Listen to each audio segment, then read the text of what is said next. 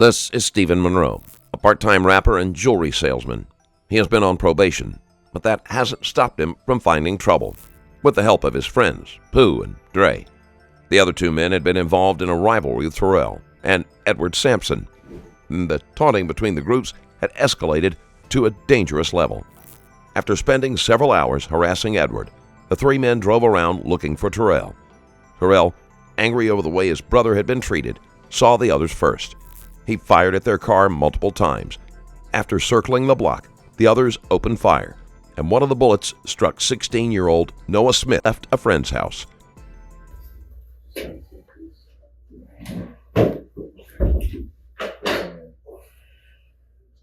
We, just so you know what happened, we obviously wanted to talk to you down here. That was the plan. The PACE unit, I guess Glib was driving, and I guess Glib was driving kind of crazy and they pulled him over. So we don't like to do stuff on the side of the street, okay? All right, so I'm sergeant of the homicide unit, okay? So basically, we have a situation that happened the other night, okay? We have a lot of information. We happen to know, and what we're trying to do is keep retaliation down because we don't want, everybody's talking crazy. You know this, everybody's talking crazy. You wouldn't be in here trying to transfer your probation if everybody wasn't talking crazy. I don't know if you have family in the area. I was gonna leave anyway. Okay. But this, now I really want to leave. Okay. Where are you from? I'm from New Jersey. Okay. How long have you been down here? 7 years. 7 years. Who do you have in Oak Hill? My girlfriend. Your girlfriend. Okay. So you're thinking that no matter what, you're gonna end up going down to Oak Hill? Yeah, because my lease was already about to end. About to end February 28th, but I gotta be out the house before February 28th because they have to refurbish it, and I'm not gonna have nowhere to go, so I have no choice but to go to Oak Hill, so I have nowhere to stay. Okay. I am not against, I know they denied your transfer, okay? I'm not gonna lie to you, I don't control what probation and parole does, but I am totally not against you going down to Oak Hill, okay? The last thing that we want is for you to get killed or your family to get killed. I think that there's gonna be more stuff. They just stopped the guy who is related to Noah, the dead kid, down in Benell right now, running around with a gun, okay? Trying to go out and get vengeance. The last thing that we need is other people getting shot up, okay? So I just want you to be honest, man. We've heard the jail phone calls, we've heard everything, but I want to hear your side of things. Just no need to play hardball, man. Like, let us know what's going on. Let's talk to your probation officer. Let's see. All I know is I woke up and I got all these text messages of people asking me did I kill their cousin. And I didn't even know what the fuck they talking about. And then they said it was gonna kill me. And then I got on the phone, on your phone, and talked to my friends about it. And Devo said he was gonna kill me. Because he think I got something to do. Mm-hmm. And I was home. Why does he think you got something to do with it? Because I hang out with whoever he's talking about. Can you just tell us who he's talking about? I don't know who he's talking about. You can't be pretending you don't know who these people are. I guess he's talking about Tyrese, man. Okay, and who else? I don't know. I just know he's talking about Tyrese. Okay. Why do people think that you're involved? Because I hang out with him. Unsurprisingly, Monroe started off the interrogation by lying and trying to convince the detectives that he wasn't involved at all. A quick check of his phone records shows that he is making everything up as he goes along. They think that you killed this kid just because you hang out with these people. Yes, because nobody else in the city don't like them. Why not? Because they don't stand up for themselves. When people have been out, they're terrorizing them. They're bullying them. They're trying to pick on them. Pick on who? I guess Tyrese. Tyrese is from there. I mean, I know Tyrese since he was little. He Why do you think he moved? Where he moved to the Right Arch. now. Why are they picking on him? That's what they do. They rude. They pick on anybody who's doing better than them. That's all they do. Well, let me ask you this: who is they, and like who is picking on Tyrese? Oh, but yeah, I don't know who. I don't know nothing like that. You know what I'm saying?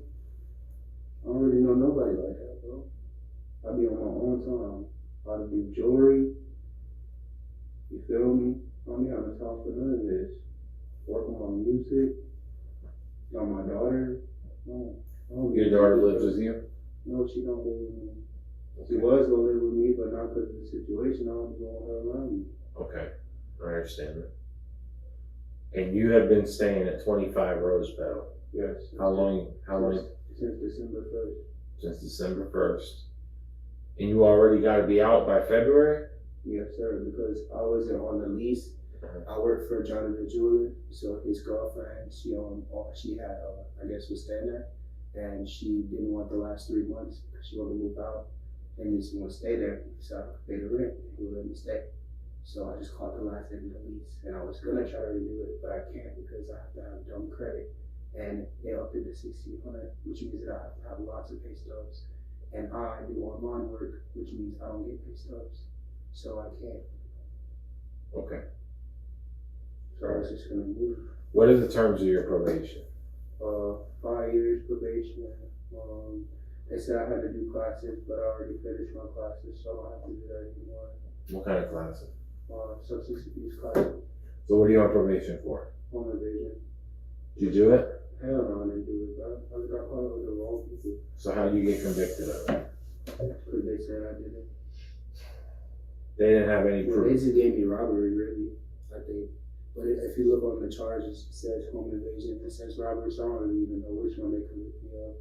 I just know that that's what it says online. Okay, and what does your probation say that you have to do?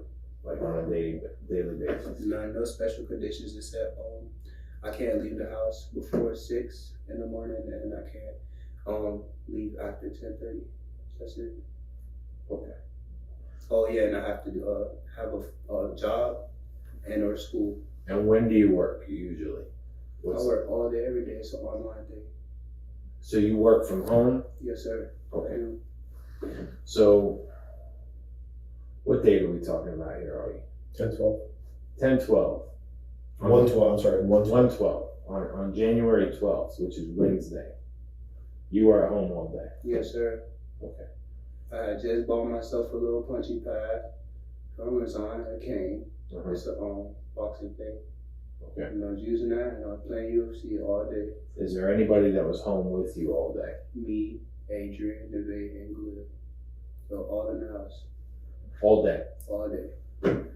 The only time that Glib went somewhere was in the morning when we had woke up. He went to go get his tires, but that was the next day. You didn't go with him? No, and that was the next day anyway. Okay, so what do you do for grocery shopping and stuff like that? Grocery shopping, I asked Glib to take me to the store. But you're allowed to go to the store. Yeah, I'm not on house arrest. Like, Oh, right. I just Okay, gotta so be you, home by a certain time. so you can't be out past 10.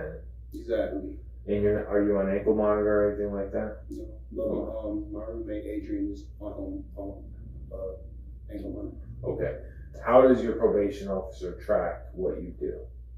She usually will pull up to my house, Okay. check on me, but she don't really gotta do that because I'm not I guess I'm not a big offender. I'm just do my business, stay home, come check in every month. And you have to take a drug test every month, or how often do you have to come in? Every month I take a drug test, but I mean I fail for marijuana every time because I have a medical card, so it don't matter.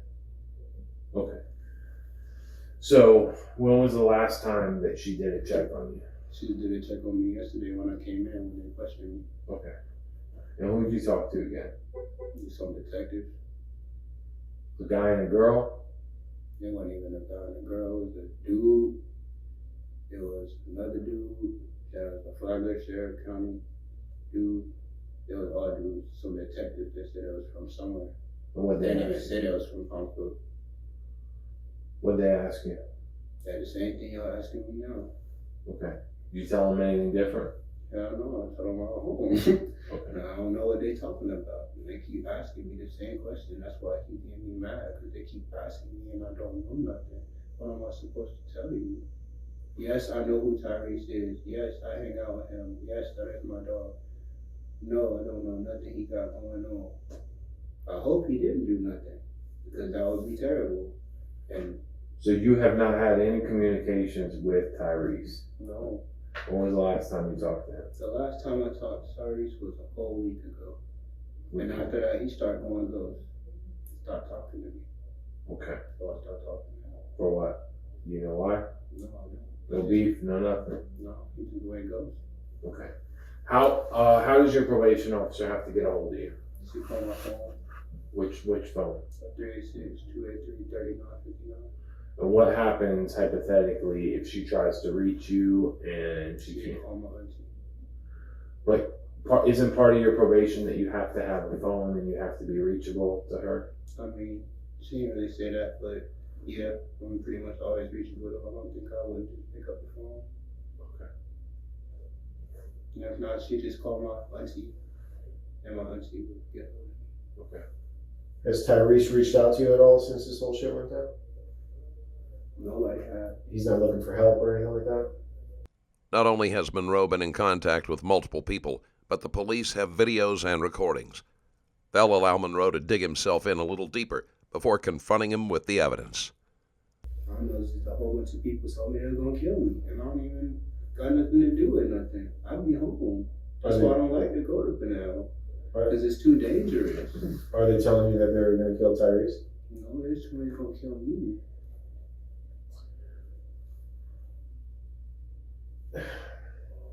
What about Dre? Has Dre reached out to you at all? No. Do you know Kamari? Kamari Smith? Yeah, I know Kamari. When was the last time you don't seen got nothing to Kamari? do with nothing either.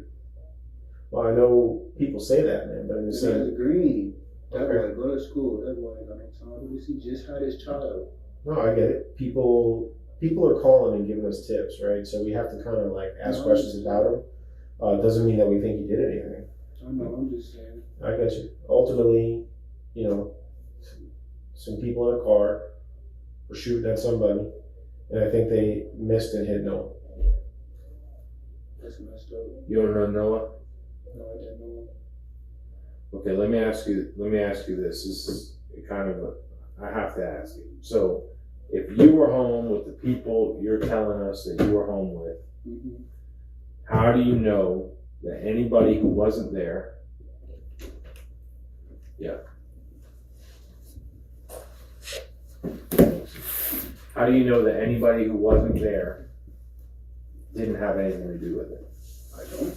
I'm just hoping that they don't. Okay. You got the call? And we can maybe go over it, just clear it out and get them out of here.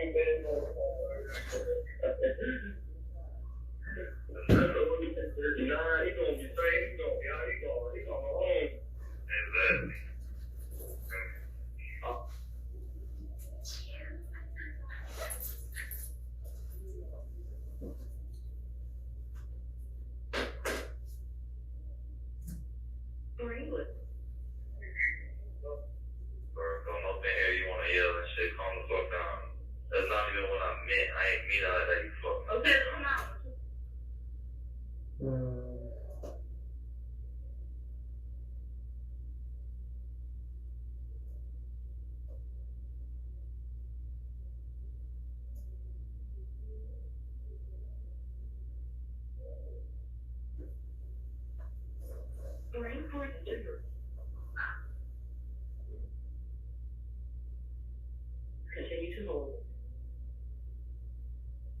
Number to accept. I'm gonna tell you this.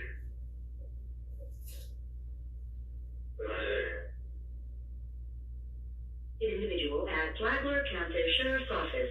This call is not private. It will be recorded and may be monitored. If you believe this should be a private call, please hang up and follow facility instructions to register this number as a private number. To accept this free call, press 1. To refuse this free call, press 2. If you would like, thank you for using Securus. You may start the conversation now. Yo. Hey, shut up. I know. But, yeah. D-Bo, he want to talk to you, bro. Who? D-Bo. Yeah. Put him on the phone. Hello? What's up, nigga? What the fuck y'all got going on? Nigga, I'll tell y'all, I got a dick going on. You will? What's up? You will, man? I don't know what you're talking about. With who? I'm just telling you this. You feel me? You already know I'm coming, bro. Alright, that's my motherfucking cousin. Nigga, I ain't got nothing to do with what they got going on. I'm just making sure you know that. I already know it. I'm just saying, I ain't got nothing to do with it. Alright, so what you need to do, you need to find them and you need to play your shit. They not playing no more, bro. You doing all that right now, ain't thing, you like don't give a fuck about none of that. Find out what's going on. It takes you. I ain't gonna find out what's going on with shit. Man, you know, I'm gonna be out. Alright. I have to get out. You know it. You know it. Alright, be out and let Puno too. Let Puno too and let Drake. Like I said, I'm gonna be around. You can let the whole little entourage let all of them know. I'm telling you to let them know what time it is. Bitch, I ain't finna be in here. Y'all already know what time I'm on. Especially telling me that you keep telling me. Especially, I done said your ass too many times, bro. Y'all niggas went like that. Do something like that. You know what time it is, bro. I'm gonna listen. I ain't got nothing to do with it. I'm gonna tell you. Hey, kiss your baby for me, bro. Kiss the baby for me. You heard me, huh? Kiss the baby for me. That made me when I heard it. Yeah. My baby. Yeah. I don't blame you. Told you, like I said, I can say it on the phone. How you keep asking me to tell somebody something and I don't talk to him. I haven't talked to him in weeks. I'm supposed to tell him something when I talk to him. Trying to involve him in a situation I don't want to be in. Nothing. I say, look, Mark, I just know how I always. And it got me fucked up. No, yeah, I'm like, he wasn't there, but he wasn't talking like that. He talking about, he told me he just want to have to go poop. And then like, I know that it's not going to hit. I don't have nothing to do with what they got going on. That's what I'm saying, bro. He tried. I don't have nothing to do with what they got going on. And he was just saying he had love for you yesterday. He said he was on the phone and your name, bro. Bro, I ain't got shit to do with none of that shit. I don't give a fuck. You talking about my daughter? That's a different story. You talking about everything. Well, he has not hurt your ass. Nigga, don't tell me for a crash. I already said, I'm like, don't give a fuck. He's talking about if I roll this out, then I can get it too. I'm like, alright, don't give it to me. He can get it, the fuck? That's what I'm saying. Fucking crazy. That's what I'm saying. What a trigger. So that's like, I'm gonna have a look for it, bro. I'm gonna have a love, bro. I got love for you too. So I have to go ahead and want to speak to my brother like that. He tripped. You ain't got to know about that. Cousin or not. What are you talking about? Talking about kids, my boy. Good job. Like, I almost smashed up on one. Yeah, like, I don't know, man. I ain't gonna do it. He literally gonna do it until I heard him from across the room. Yeah. I thought it was on the phone, and that's what's gonna do. That's what I'm saying. Taking off of my account. Hey, tell that boy G, and tell that boy, tell that boy Debo. How good? Yeah. Alright, so. Boy got me fucked up. Yo, bro, I don't have a love for you. Appreciate you, bro. Love. Don't get the love, though. Hey, look out for my family. I heard that you already know that you're a got today. Got to. Crazy. Yeah, I know. These niggas talking crazy, bro. I ain't even got nothing to do with this shit. I was at home punching a pad. I swear, bro. I was home punching a fucking pad. I'm gonna go to where, nigga. I'm on probation. And I'm on probation, and I'm pulling up on me for y'all. That's what I'm saying. Like, what the fuck? Especially my food. I feel like that's fucked up. Well, hell nah. Man, but I'm gonna have some love for you, bro. Just look out for me. I got live so many homes. Stay at the crib, just in case. I think Adrian trying to sleep that shit with my big mama. Yeah, you already know I'm gonna have a love for you, bro. Yeah.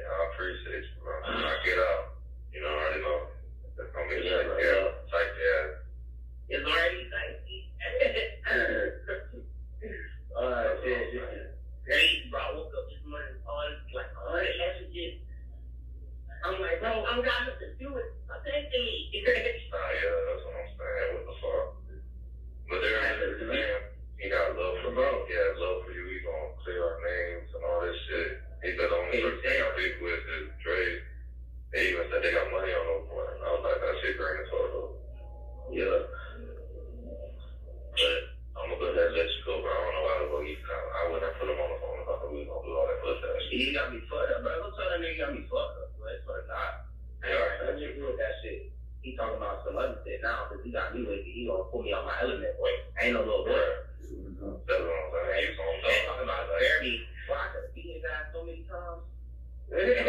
What, little short ass dude? Little as far. I swear to God, man. What the fuck? Talking crazy. That's what I'm saying. But now I'm gonna go ahead and let you go. I'm gonna call Liv at like 4 if you still there. Alright, bro.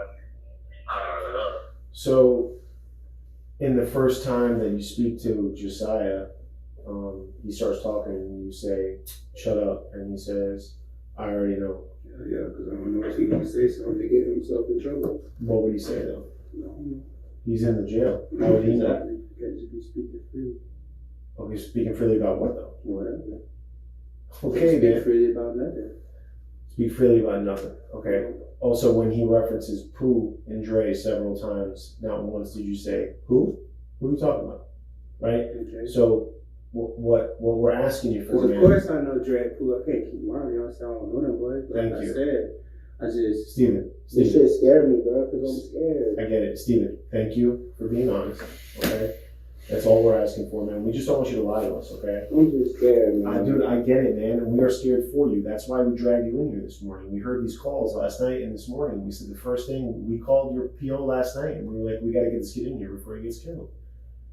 After hearing one of the recordings and knowing there are more, one would expect Monroe to feel cornered. Instead, he will continue to deny everything and claim the detectives misunderstand what they heard him saying on the videos and during the phone calls. Right now, on my Patreon, you can watch the haunting final moments of the Yakov Dennis, a college student whose strange 911 call led to a tragic and baffling ending. What unfolds on camera is as sudden as it is disturbing. Too graphic for YouTube. Watch it now at patreon.com/Stranger Stories Plus.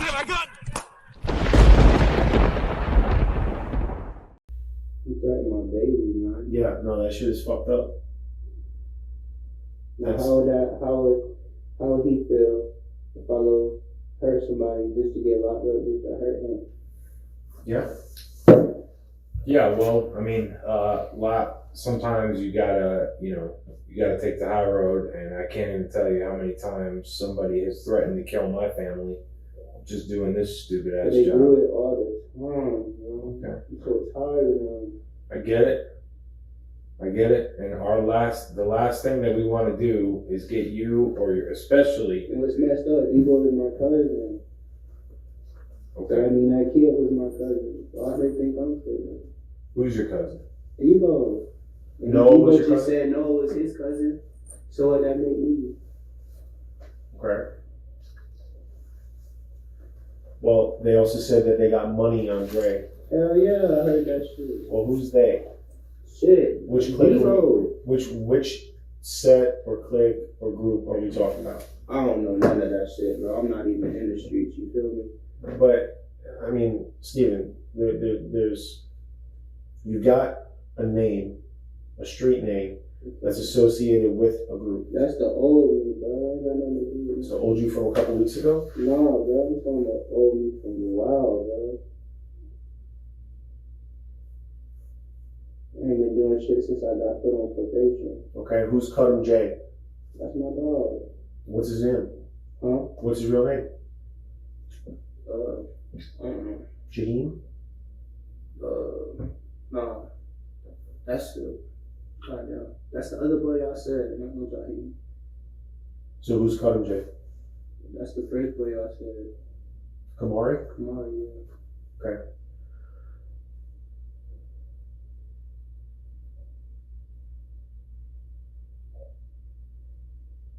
Let me ask you this, where's this gun at? Huh? Take the gun. Which one? The one in your hand. I don't know, bro. Thought that shit was a problem. Come on, man. Hashtag pop gun. Look at this. Oh, come on, man. Steven, look at this picture. Okay. Can you see it? I can't see your eyes, I'm sorry. Okay. Now, you guys think this is an album cover. What this is, item 34 in a homicide trial. I understand what you're saying. Okay? You guys don't realize the ramifications of the actions that you take. All right, and listen, man, you're not the guy that we're. I know, I'm just scared to get killed, bro. I understand that, but that's if you're scared to get killed and you want to move out of here and you don't want to see any of these motherfuckers ever again, then we're your best friends in the fucking world. Yeah. But how am I gonna tell y'all something I don't know? We just want to know what you've heard, what you know, where everybody's at, where this car is at, I just told you. and we keep that shit Why would off they the. tell me? If they know I'm just gonna tell y'all. Because they don't think you're going to tell us anything. They not stupid. And that's why we're not going to put your name in the streets and we're not going to be saying, oh, here's us having a conversation with Stephen. It ain't about that, man. We know how to keep shit under wraps. It ain't that. But we need some sort of cooperation or some angle so that we can go talk to Drake, we can go talk to Kamari, we can go talk to Pooh. But I'm giving you all the information I know. If Okay. I woke up, they told me somebody was dead, then they said it was gonna kill me. Then I called my friend, then you heard the whole message. And they say he's gonna kill me, he started talking crazy. So I started getting mad, talking crazy back. Okay, I'm fine with that. I would say the exact same thing. I'm scared, bro. I'm scared for my life. I just wanna leave. I hear you. Here's a concern of mine, is that I want to think that you're being completely forthcoming. When we pull your phone records, there's probably going to be some communication with Pooh and Drake. Okay. There's not? No. You sure? Come on, man. Can we please just cut the Not shit? no recent shit, bro. Come on, man. I'm talking about Not no recent October shit. 12th. What does that mean? How about on the 12th? Bro, I just told you asked when the last time I talked to Pooh. Yeah. I told you I ain't talked to Pooh in over a week, bro.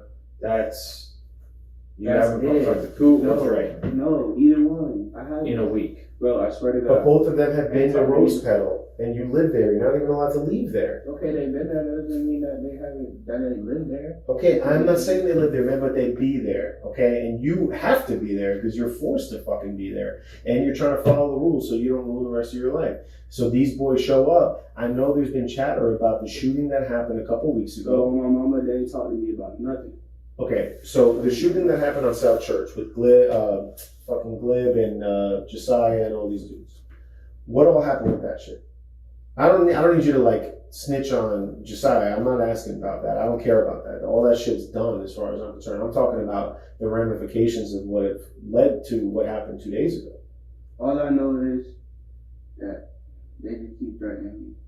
Okay, where does like Jabea Johnson come into play here? Fuck that nigga. That nigga said he was gonna kill me. He was gonna kill my daughter. How did he say that? He said that when he called. He called you? That was 2 nights ago? No, it wasn't 2 nights ago. He been there, like I said, brother. They been doing this.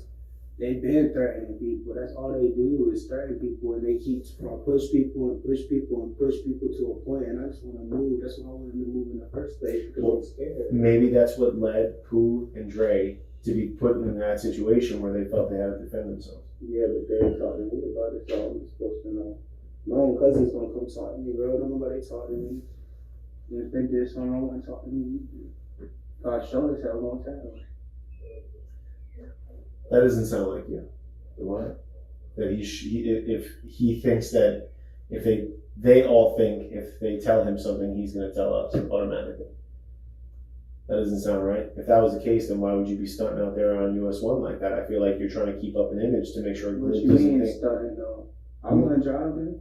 I was trying to go. No, I mean like telling me basically to go fuck myself and you're not saying shit. Bro, You're doing that in front of Glitch. what you mean? I was doing that because, bro, you Robbie being Oak? rude to me.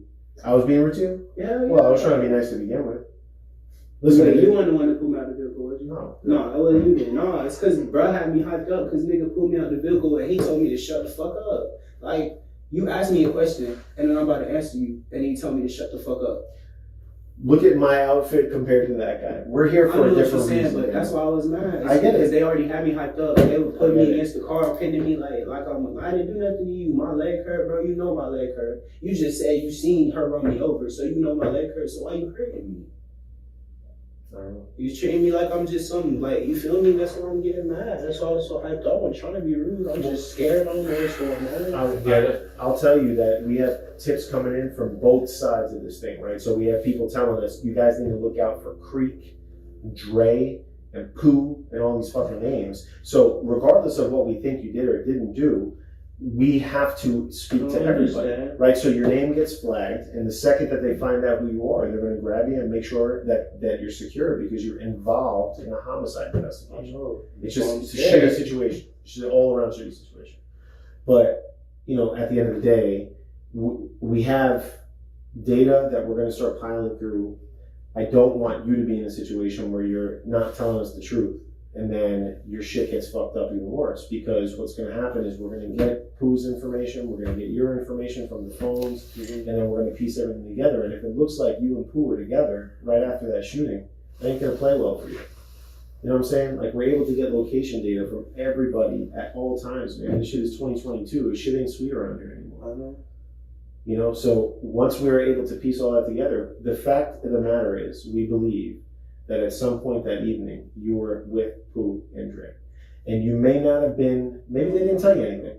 Maybe they didn't tell you anything, but they were there. We want to know what Pooh was wearing, where the car went afterwards, where they said they were going. But I don't know. Okay. And this information you asked me, Okay. I don't know. Fair enough. Did they come back to the house afterwards? No. They were not at the house that night at all. No, I swear to God, they was not. It was me, Adrian, Glib, and Nevaeh. We was chilling at the house all night, playing UFC. I smoke my weed, so no, I ain't going nowhere, man. Okay, so I'm just gonna warn you right now, okay? Please listen to me. If we can show that Dre or Pooh came to that house after the shooting that night, that's gonna be a big problem for everybody in that house. Okay. I mean, a big fucking problem. Because we're not saying you killed anybody, but you're technically considered at the moment a witness in a homicide investigation. No. So that's why we need to get any information. And I'm not asking you to say, I was told that Dre shot this motherfucker. I'm not asking you for all that. We're asking you for what you saw these dudes do before and after, and what you know so far, any information that you can give to help us out. That way we can get justice for this boy's family, okay? But we're not trying to hold you up for anything, man. If you tell us everything you know and everything matches up with the information we have, next thing you know, you're living in Oak Hill, living the fucking fantasy life away from all these fucking people. Okay, we want that for you and your family. Trust me. We don't want you getting hurt. We don't want you in trouble. Okay? Again, Pooh, Dre, we need to talk to these guys. We don't have arrest warrants for them. Okay? There was a lot of shooting that night. You know this boy Terrell? Monroe and his friends had a long-standing feud with the Sampson brothers and had spent the earlier part of the evening following Ed Sampson around and harassing him from their car. When Terrell found out what was going on, he lost his temper. You don't know Terrell Sampson? What about Ed Boy? Yeah, I know him. Okay. So what we're being told is Ed Boy had a lot to do with this too. You know, Ed Boy won't talk to us. Ed Boy will probably shoot me in the face before he talks to me. Yeah, that's right. You know what I'm saying? That boy's a lunatic. He's been a lunatic since we fucking met. That's why I'm 12 years scared. ago. I don't blame you. I'm scared of Ed Boy too. too. No, I hear you. What is Ed Boy? Is Ed Boy threatening everybody too? Hell yeah. So what is their beef with Ed Boy? I don't know. Like I said, they really don't tell me nothing. They don't tell me nothing, bro. All I know is I'm walking. This is the wrong place, wrong time. That's why I need to stop hanging out with people. Because I'm getting caught up Okay. in situations I don't want to be in. All right. Well, I don't mean, don't take this the wrong way. I'm not trying to sound like an asshole. When we get phone records back and we get location data on all these devices and phones and all this shit, if at any point it makes this conversation sound like you told us any lies, we're going to bring you back and we're going to hold you and we're going to keep you in a room for a few hours and we're going to get to the bottom of it. I understand. You know what I'm saying? I would prefer to allow you to go on and move on with your life and not be involved in this shit. So please heed my warning here that you cannot lie to us when we're talking about a homicide investigation here, especially when you didn't shoot anybody. You know what I'm saying? There's no reason for us to think that you had a gun. There's no reason for us to think that you were there. But I do believe that you know who was there and what happened and why it happened. And the reason I think I know that is because the first thing you say to Josiah on the phone, shut up. And that's because you know that the first thing you guys are going to talk about is this kid getting shot. I ain't know what he was going to talk about. Okay, Well, shut up. But every other call you've been on, you don't say shut up in the first word. It's because you knew the conversation that was about to happen. And then he says, I know, I heard, and then you start laughing. That sounds bad as fuck, because that means you know all the details and you find it funny. And that ain't gonna play well, bro. And listen, man, at the end of the day, you seem like a good kid. I think that you probably portray yourself to be some hard gangster, but in reality, you're a nice kid that's just trying to have a nice life and not be bothered by a bunch of crazy bullshit. You got a little girl, man. I have a little girl myself. I get it. Trust me. All right. This is not the kind of shit that you need to be involved with, but your attitude on that phone call was very clear to me that you know exactly what happened. You know who's dead. That don't mean I know what's going on just because I know who's dead. But you They heard had my phone up all morning. But you heard. Hell yeah, I heard. They hit me up all morning before Right, but that yeah. phone call. But these guys that are calling you and texting you, they're not saying, my cousin was shot and killed and we know that you did it. They're telling you what happened and who did it. But they didn't say that though. They said, my cousin dead, I'm gonna kill you. That's what they said. They gonna kill me. You and who else? They didn't say nobody else. That's what I'm saying though. They just keep saying. Well, he said, tell your people. Except for what time it Debo. is. Debo, the only one who said that shit. Okay, man, but you know that these dudes shot this kid. I don't know that though. You've heard it. That's I what hear you it, but that's You've not. heard it. That don't mean nothing. Okay, we're asking you what you heard. We're not asking you what you know. I heard. Yes, Stephen, if it meant something, they would already be in prison. I know. Right? So we have to verify anything that we get. I understand that. And like I said, Pooh and Dre might be victims in this. They might. That's because we're hearing the same shit from the opposite side. And we're being told that they got shot at and they were protecting themselves. Right? But then them fleeing, taking this car and dumping it somewhere and not talking to us doesn't sound too good, especially when we got Terrell Sampson coming in and giving us a whole fucking statement. Terrell Sampson opened fire first, but Monroe and the others had every opportunity to keep driving away. Instead, they circled the block and began spraying the street with bullets. I understand what you're saying. You know what I'm saying? You're not stupid, man. You see the writing on the wall that it just does not look good. Don't look good for nobody. And then when you're on a jail call and you're just saying, "Oh, yo, shut up," like that, it doesn't sound good. It just doesn't sound good. It also makes you sound like a liar. It makes you sound like you know more than you're saying. But I also understand that you're scared. You're scared of everything. You're probably scared of us.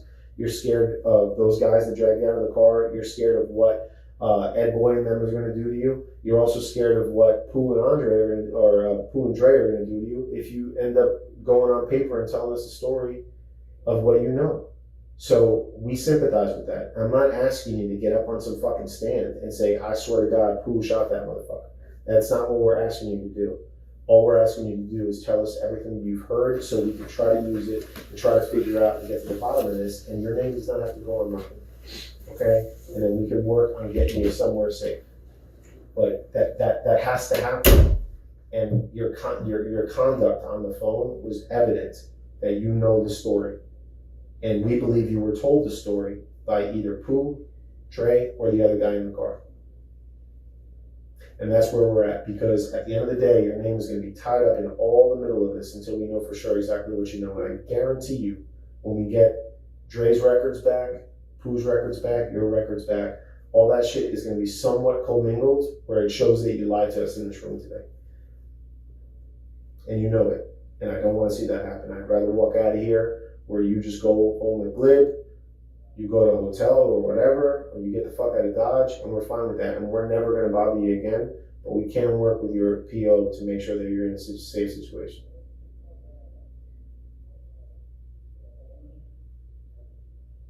Like you said earlier, we can't control what they do, but we can give them recommendations. We could ask.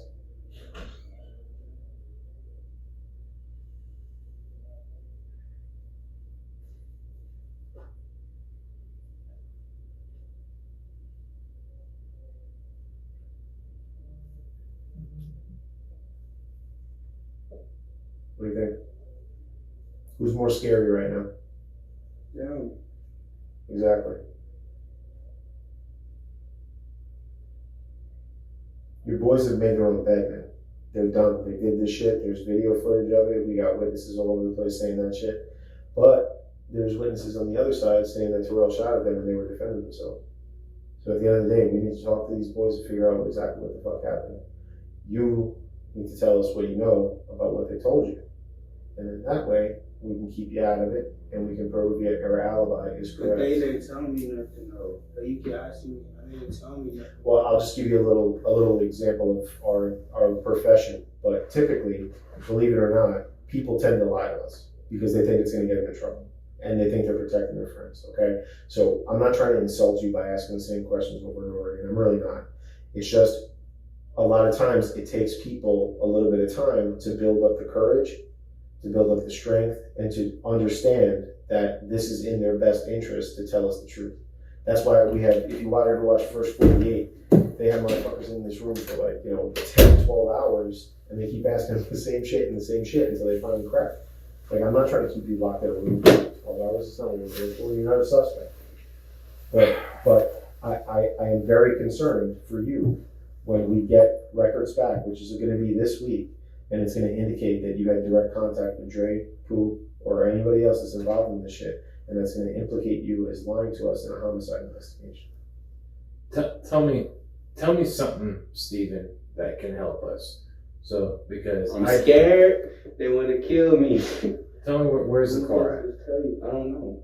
You don't know where the I car don't is? know nothing about that shit. And then if you talking about the Vega car, the little white car, No. what you talking about? The car that Pooh's been driving around, the black Kia. Mm-hmm. You've seen it. I know you've seen it. It's been to your house.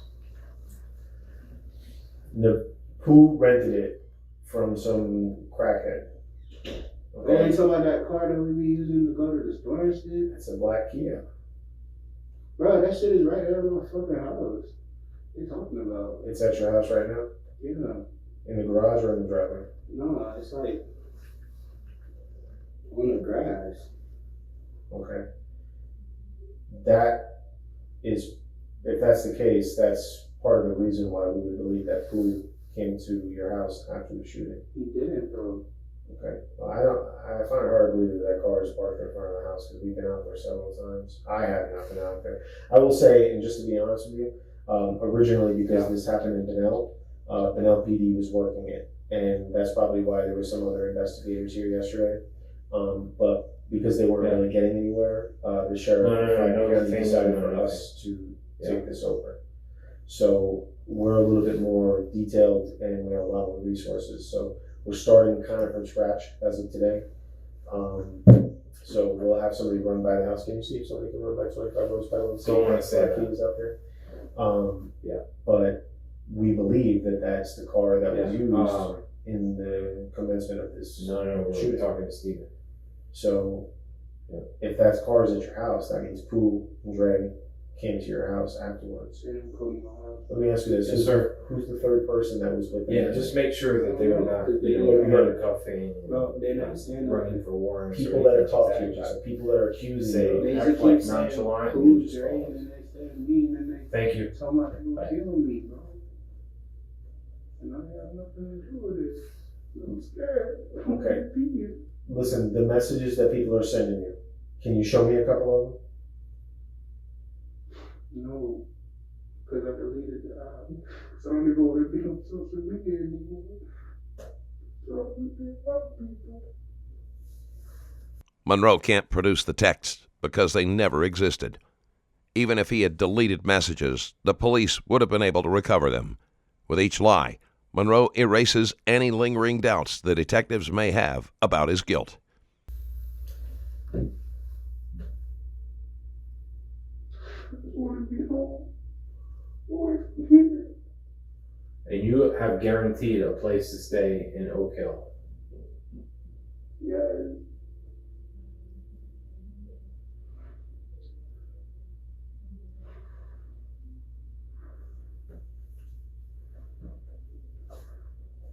So if I can get your probation transferred to Oak Hill, is that going to make you feel like a little bit safer? Nobody knows where that is? Yeah. Good luck.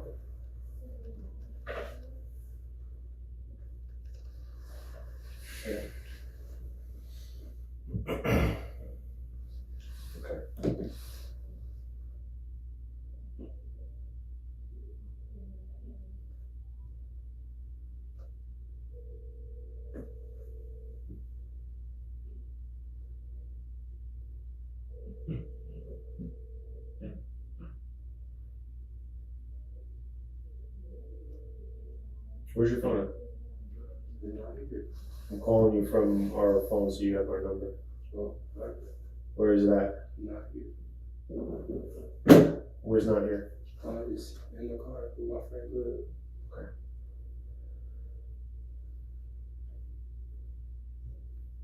So, people have been messaging you, threatening to kill you because they think you're involved in this, right? Would you be interested in proving that you were not involved in this?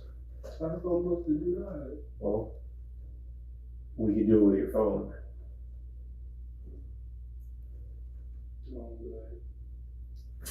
If we took the GPS data out of your phone, we could plug it into a little map and we could show exactly where you were that night. Good. Okay, so how does that sound, since you're a smart kid? How does that sound to detectives when detectives are trying to prove that you were not involved in a homicide and you don't want to allow us to look at the GPS data in your phone? Look, so I don't want to be involved in none of this shit. Okay, well you are. That's why you're sitting here with 3 detectives in a fucking probation office and you're crying on a fucking wood table because you are involved in it. No, People think you're involved in it. I'm scared. I understand that. And what we could do is, if we could prove you weren't there, maybe we could release something to the media to show, hey, this guy has been cleared as a potential suspect. No charges are pending. I'm good, because then it's going to make it look like I said something, and then that boy's probably going to try to convert me too.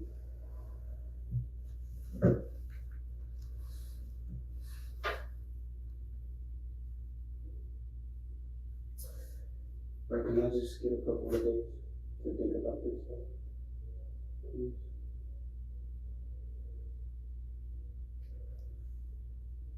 Alright, that key is not at your house. It's not? No. What the fuck? Nah, bro, that bit was there. When? I swear to God, that bit was there. When was it there? Bro, that bit was there last night. Last night? Okay, when we were there last night, it wasn't there. Bro, I swear to God, that bit was there. If that bit's not there, I don't know what to tell you. Swear to God. On my mama.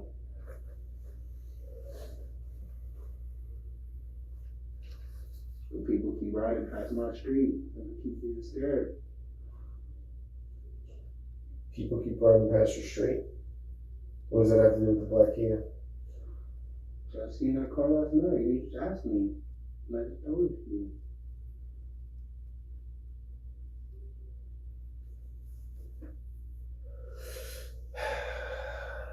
So who drives it normally?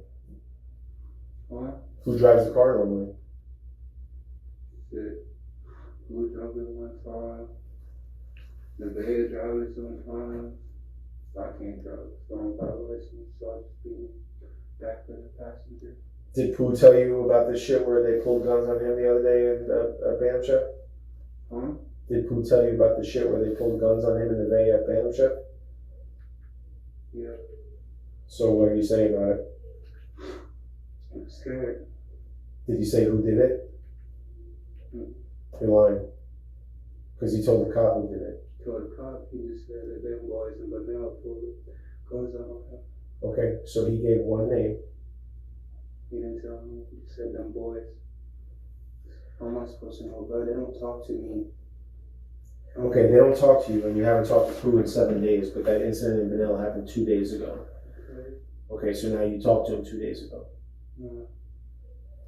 Okay, so you see what I'm saying? Like, I don't like the fact that you're lying to us, bro. It should have happened 2 days ago. It should have happened over a week ago. No, the incident in Vanilla happened January 10th. He's talking 4 about days Larry ago. Jones' car. That's No. what I'm talking about, bro. That's what I'm talking He's about. talking about Larry Jones' car. Pooh did not get a gun pulled on him when they shot up Larry Jones' car. Right, yes, they Talking about the did. What are you incident. talking about? Who was there? Bro. Who was in Manel? See the first one they run up on this man, bro. Okay, so you're saying Pooh defended himself like the other night then? I don't know. All I'm saying is they've been terrorizing this man. I don't know anything. But I just need a couple of days to think about all this shit. I don't know what the fuck you want. Can I ask why you don't just live down in Oak Hill anyways? Like, how did you end up in Palm Coast? Because I just met her. Oh, We just started talking and we really like each other. that's it? And she's just gonna let you move in? Because our relationship is starting to get really serious. And I wanted to start over.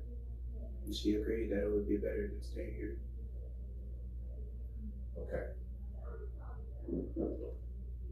Monroe's girlfriend was facing her own troubles at the time after having struck and killed someone with her car.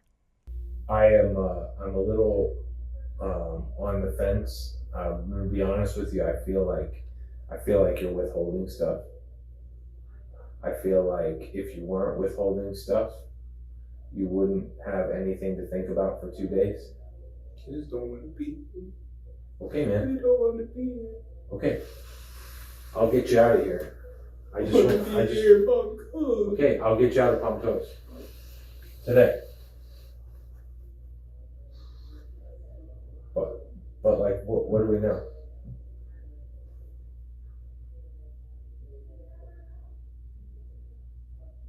Your cell phone records are gonna lie. We don't need your cell phone to get your cell phone records. We're gonna get them. That's what I'm saying. Okay, so what are we gonna find out? Nothing. Nothing. You talked to these guys in the last couple of days. What did they tell you? They didn't tell me nothing. Okay, but you talked to them and you told us you didn't talk to them. No, I didn't tell you. You told me you didn't talk to them. You said nobody called. You got to talk to them in a week. Just like I told you. And Okay. I never changed my statement and said I did. So you never talked to them in the last week. And your cell phone records are not going to tell us that you talked to anybody. No. Okay. The last thing we want to do real quick, are you willing to swear that your statement is true? Yes. Okay, can you raise your right hand for me? Do you swear and affirm everything you told us today is true and correct to the best of your knowledge, so help you God? Yes, I swear. Do you know the address that you would be staying with in Oak Hill? I gave it to my probation office. Okay. All right. Are we going to have any problems reaching you in the Hell future? no. Hell no. You got my cell phone number, you got my address. So, I just want to be very clear for the last time, and then we're going to get out of here. But once we get all this information back, because right now all cases are solved by cell phones and GPS and all this kind of shit, right?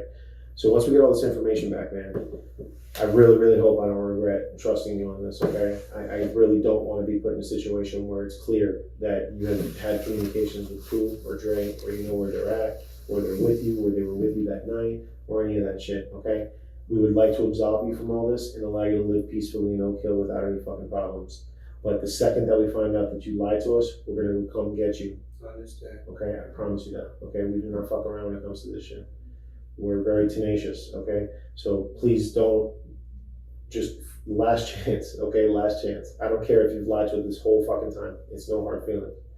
But is there anything that you're leaving out that we're going to find out and then come fuck with you in Oak Hill? No, sir. You promise me. I promise. Okay. All right. Let me see. Let me see what the boss says.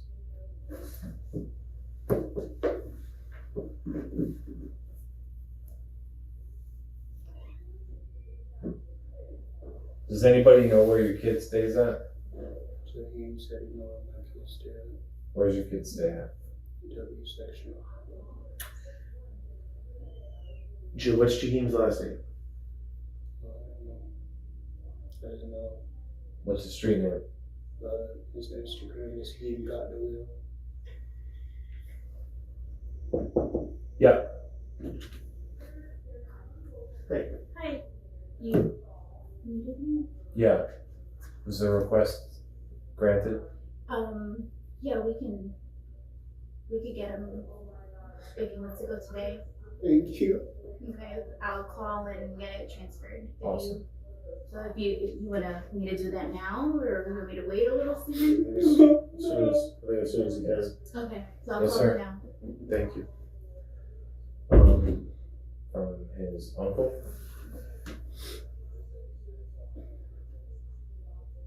Well, I am in the middle of an interview and I can't swear out the details. Huh? Yeah, well, I thought maybe you had him. Yeah. I'd like to find out who this Jaheim character is so that we can go fuck with him and make sure that he doesn't do anything stupid. Just don't mention that shit. I'm not mentioning it. Last thing I'm trying to do is get people killed. And we also have a lot of advanced technological ways to find things out. We get messages and like people think Snapchat shit goes away, like that shit stays in a server in California. We just gotta make some phone calls and we can get that shit. So there's a lot of ways that we can figure things out, and it is very important to us that nobody else gets hurt. Okay, I don't even care if it's the bad guys that did this shit. We don't want anybody getting hurt. Because not for nothing, but that's just more shit that we have to do, and we have to go back and solve another homicide. That's not what we're here for. All right, throw me a bone since we're getting you out of this county. Who's Charles? Who's Charles that everybody? Jabea is writing on social media. And him. What did he say? LLC? On Charles. Yeah. LLC? Yeah. London Charles? Yeah. Charles is someone in Benel, I believe, that died over an overdose or something. He took a whole bunch of pills. He Charles Brooklyn died. And this is somebody who is associated with that set, or what? Those people, yeah, I guess. Okay. All right, that's it. So Jaheim, do we know where he lives? No, I don't know. I just know he lived in Benel. He a Benelian. All of them. Okay. They live in Benel. Do you know how he spells Jaheim? Is it with a 2 E's or? It's I don't know how you spell his real name, but I think it's Jahe. That's it.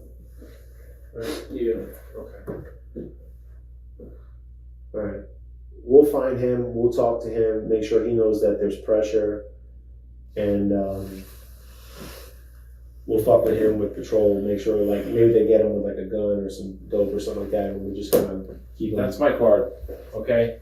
I'm the sergeant of the homicide unit. Like I said, if anything happens or anything comes up, please don't tell anybody that you were in here today. We're not telling anybody that you were in here today. We're not even. So, We got here first before Glib saw us walk in. Okay, so he came into the back door. Glib doesn't know that we're talking to you. Okay, so just keep it that way, because I don't trust anybody, and you need to learn that. all right, just hang here until Miss Gladava can come. After the police spoke to the others involved, they realized that Monroe had been lying. Evidence pulled from his phone and social media showed that he was involved, so he was brought in for another round of interrogation. Yes. They just brought him out to Yeah, we're good. He's sitting right there. All right, I'm looking. You got your dad room? Okay. I have that. Oh, cool. There you go. I was gonna start mine. You got that. Steven, what's up, man? How have you been treating you so far? All right. All right. All right. So wanted to run some things by you and clarify some things today. All right. So that's why we're here. Since you're in custody, and I'm going to ask you some questions, I'm going to go ahead and read you your Miranda rights. Same thing as last time, nothing different. You have the right to remain silent. Anything you say may be used as evidence against you. You have the right to talk to an attorney and have him or her with you now or at any time during questioning. If you cannot afford an attorney, one will be appointed to represent you. If at any time you wish to stop talking or have an attorney present, all questioning will be stopped at your request. Do you understand each one of these rights that I've read to you today? All right.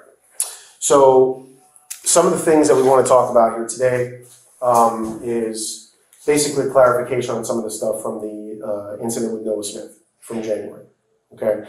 So we have spent obviously hundreds, thousands of hours collecting all the information from everybody that was there, all the cameras, all the cell phone records, all the Instagram records, all that shit. So there's some inconsistencies in what you told us that we need to clarify, okay? Now, I want to ask you one more time, who was in the car the night when you left Rose Petal Drive and you went down to Pinell that ultimately ended up with Noah Smith passing away? Some dude that I didn't know, and then it was me, Dre, and Pooh Okay, where were you seating? on this behind the dude on the left side from the dude that I didn't know. Okay, so who was in the front seat? I think Pooh and Dre was on the right side of me. Okay, so this is that, and I'm glad that's the first thing you said, because this is the inconsistencies that we have. Okay, so we have met with Dre. Devondre Williams, also known as Pooh, was the driver during the shooting. Shortly after Smith's death, Williams would go on to shoot and kill Camarion Hall, another 16-year-old from the same high school as Smith. And we've also met with Tyrese. Okay. All right, they have made it very clear exactly what occurred that night. And what we've determined is that you're being less than honest with us. Me? Yes, about who was in the car that night and wherever he was seen. No, sir. Well, all the evidence would suggest that you're not telling us the exact story. We know that there was only 3 people in the car that night. So this guy that you've talked about, this guy with the wicks that was supposed to be driving the car, we can tell at this point for sure that that person does not exist. Okay, we know who was driving because they've told us out of their own mouth that they were driving. Devondre Williams, in an interview with his mom and us, sat there and told us very clearly that he drove the car down to Benel that night. Okay, and he said very clearly that only him, you, and Tyrese Patterson were in that car. Tyrese Patterson was the other shooter besides Monroe. It was his bullet that fatally wounded Smith, although he didn't know it at the time that the boy had been hit. It's not true. Okay, well, in an independent, separate conversation with Tyrese Patterson, today, Tyrese Patterson confirmed that Devondre Williams was driving, and then you and Tyrese Patterson were on the right side of the car. Okay, so we have witnesses, cameras, cell phone records. When phones are in a car with each other, they communicate with each other, and they can kind of tell who's all touching each other's Bluetooth and Wi-Fi and all this shit. And there is no 4th phone in the car, no 4th person. I would say that. Okay, are you sure you're talking about the same night that I'm talking about? Yes, sir. Okay. Well, I'll just tell you what they told us. They told us that Devondre was driving the car. You guys leave Rose Pedal. You drive down to Benel. Tyrese says that you guys were going to his grandma's house to pick up some weed. You pass the block. Terrell Sampson standing on the corner. Terrell starts shooting at you guys. You make the block, come around. Shots were returned at Terrell Sampson. Okay? We've been told that Devondre Williams had a gun, but he did not shoot anybody that night. Okay? So Devondre was driving. Tyrese was in the back seat on the passenger side, and you were in the front on the passenger side. Okay? Shots were fired at Terrell Sampson. Nobody hit Terrell Sampson. All right? Some would say unfortunately. I don't want to say that, but some would say that. Monroe and his group were in the area looking for Ed Sampson. Instead, they found his brother Terrell, who was just as eager to continue their feud. That's not the truth. Okay. Well, we have also reviewed all your Instagram stuff, your cell phone. We've gone through everything. There's no mention of any 4th person. We interviewed everybody that was at the house that night. We talked to Adrian, Crystal, Glib, Nevaeh. Everybody clearly states that there was no 4th person in the car that night. It was just the 3 of you. Now, what you're risking is, if this is not true, what you're risking is now you have become the only person that's not telling the truth about this. I'm telling you the truth. Okay. There was 4 people in that car. Okay. Well, Tyrese Patterson just told me 5 minutes ago that if Dre was driving, Dre hands him a gun. You have your own gun. And you and Tyrese fire at Terrell. Of course they're going to try to put me in it. Well, Dre said the same thing. Of course they're going to try to put me in it. They both got a lot against me. What does Dre have against you? It seems like you and Dre are pretty tight. Well, I had gave them the house, like I said, because they didn't have nowhere to stay. Mm-hmm. You feel me? And none of them was paying bills. So I had to dismiss it. You feel me? Because nobody was paying bills. So they was pretty much had to find their own way of doing things. And since I was moving, nobody was gonna have nowhere to go. You feel me? But I wanted to stay somewhere where nobody was finna pay the bills and I'm just paying it by myself. Okay. So, and that would lead them to tell on themselves and implicate themselves in a homicide? Because they're already in some stuff. So of course they're gonna try to drag whoever they can into it. Well, I'll use this word because this is exactly what happened. But Tyrese Patterson confessed to shooting and accidentally hit hitting Noah Smith today. Okay. Dre confessed to driving the car. After Terrell Sampson shot at the car, Dre says he looped around the block, gave the gun to Pooh. You and Pooh shoot down the block. Okay? That's still not true. All right. Well, there was 2 guns used in the shooting. Okay. We're being told that both guns were given to you to get rid of.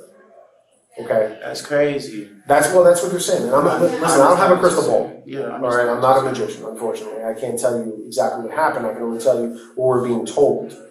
And that is what we're being told, and it matches up with the evidence a heck of a lot more than this guy that you're saying that you don't know, you've never met before, and just happens to show up the night that there's a shooting in Benel. And I understand what you're hearing. I understand what I'm risking. Okay. But I'm telling you, there was a 4th person in that car. Okay. And I know where I was sitting, and I know exactly what I saw. You feel me? Okay. So, what do you know about this 4th person? Nothing. I just know that he had wicks. I ain't never seen him before. So what? The first time I seen him, like I said, because Pooh came to the house with him and they asked us, because it was just me and Dre at the house at first. Well, and besides the other people that was there, you feel me?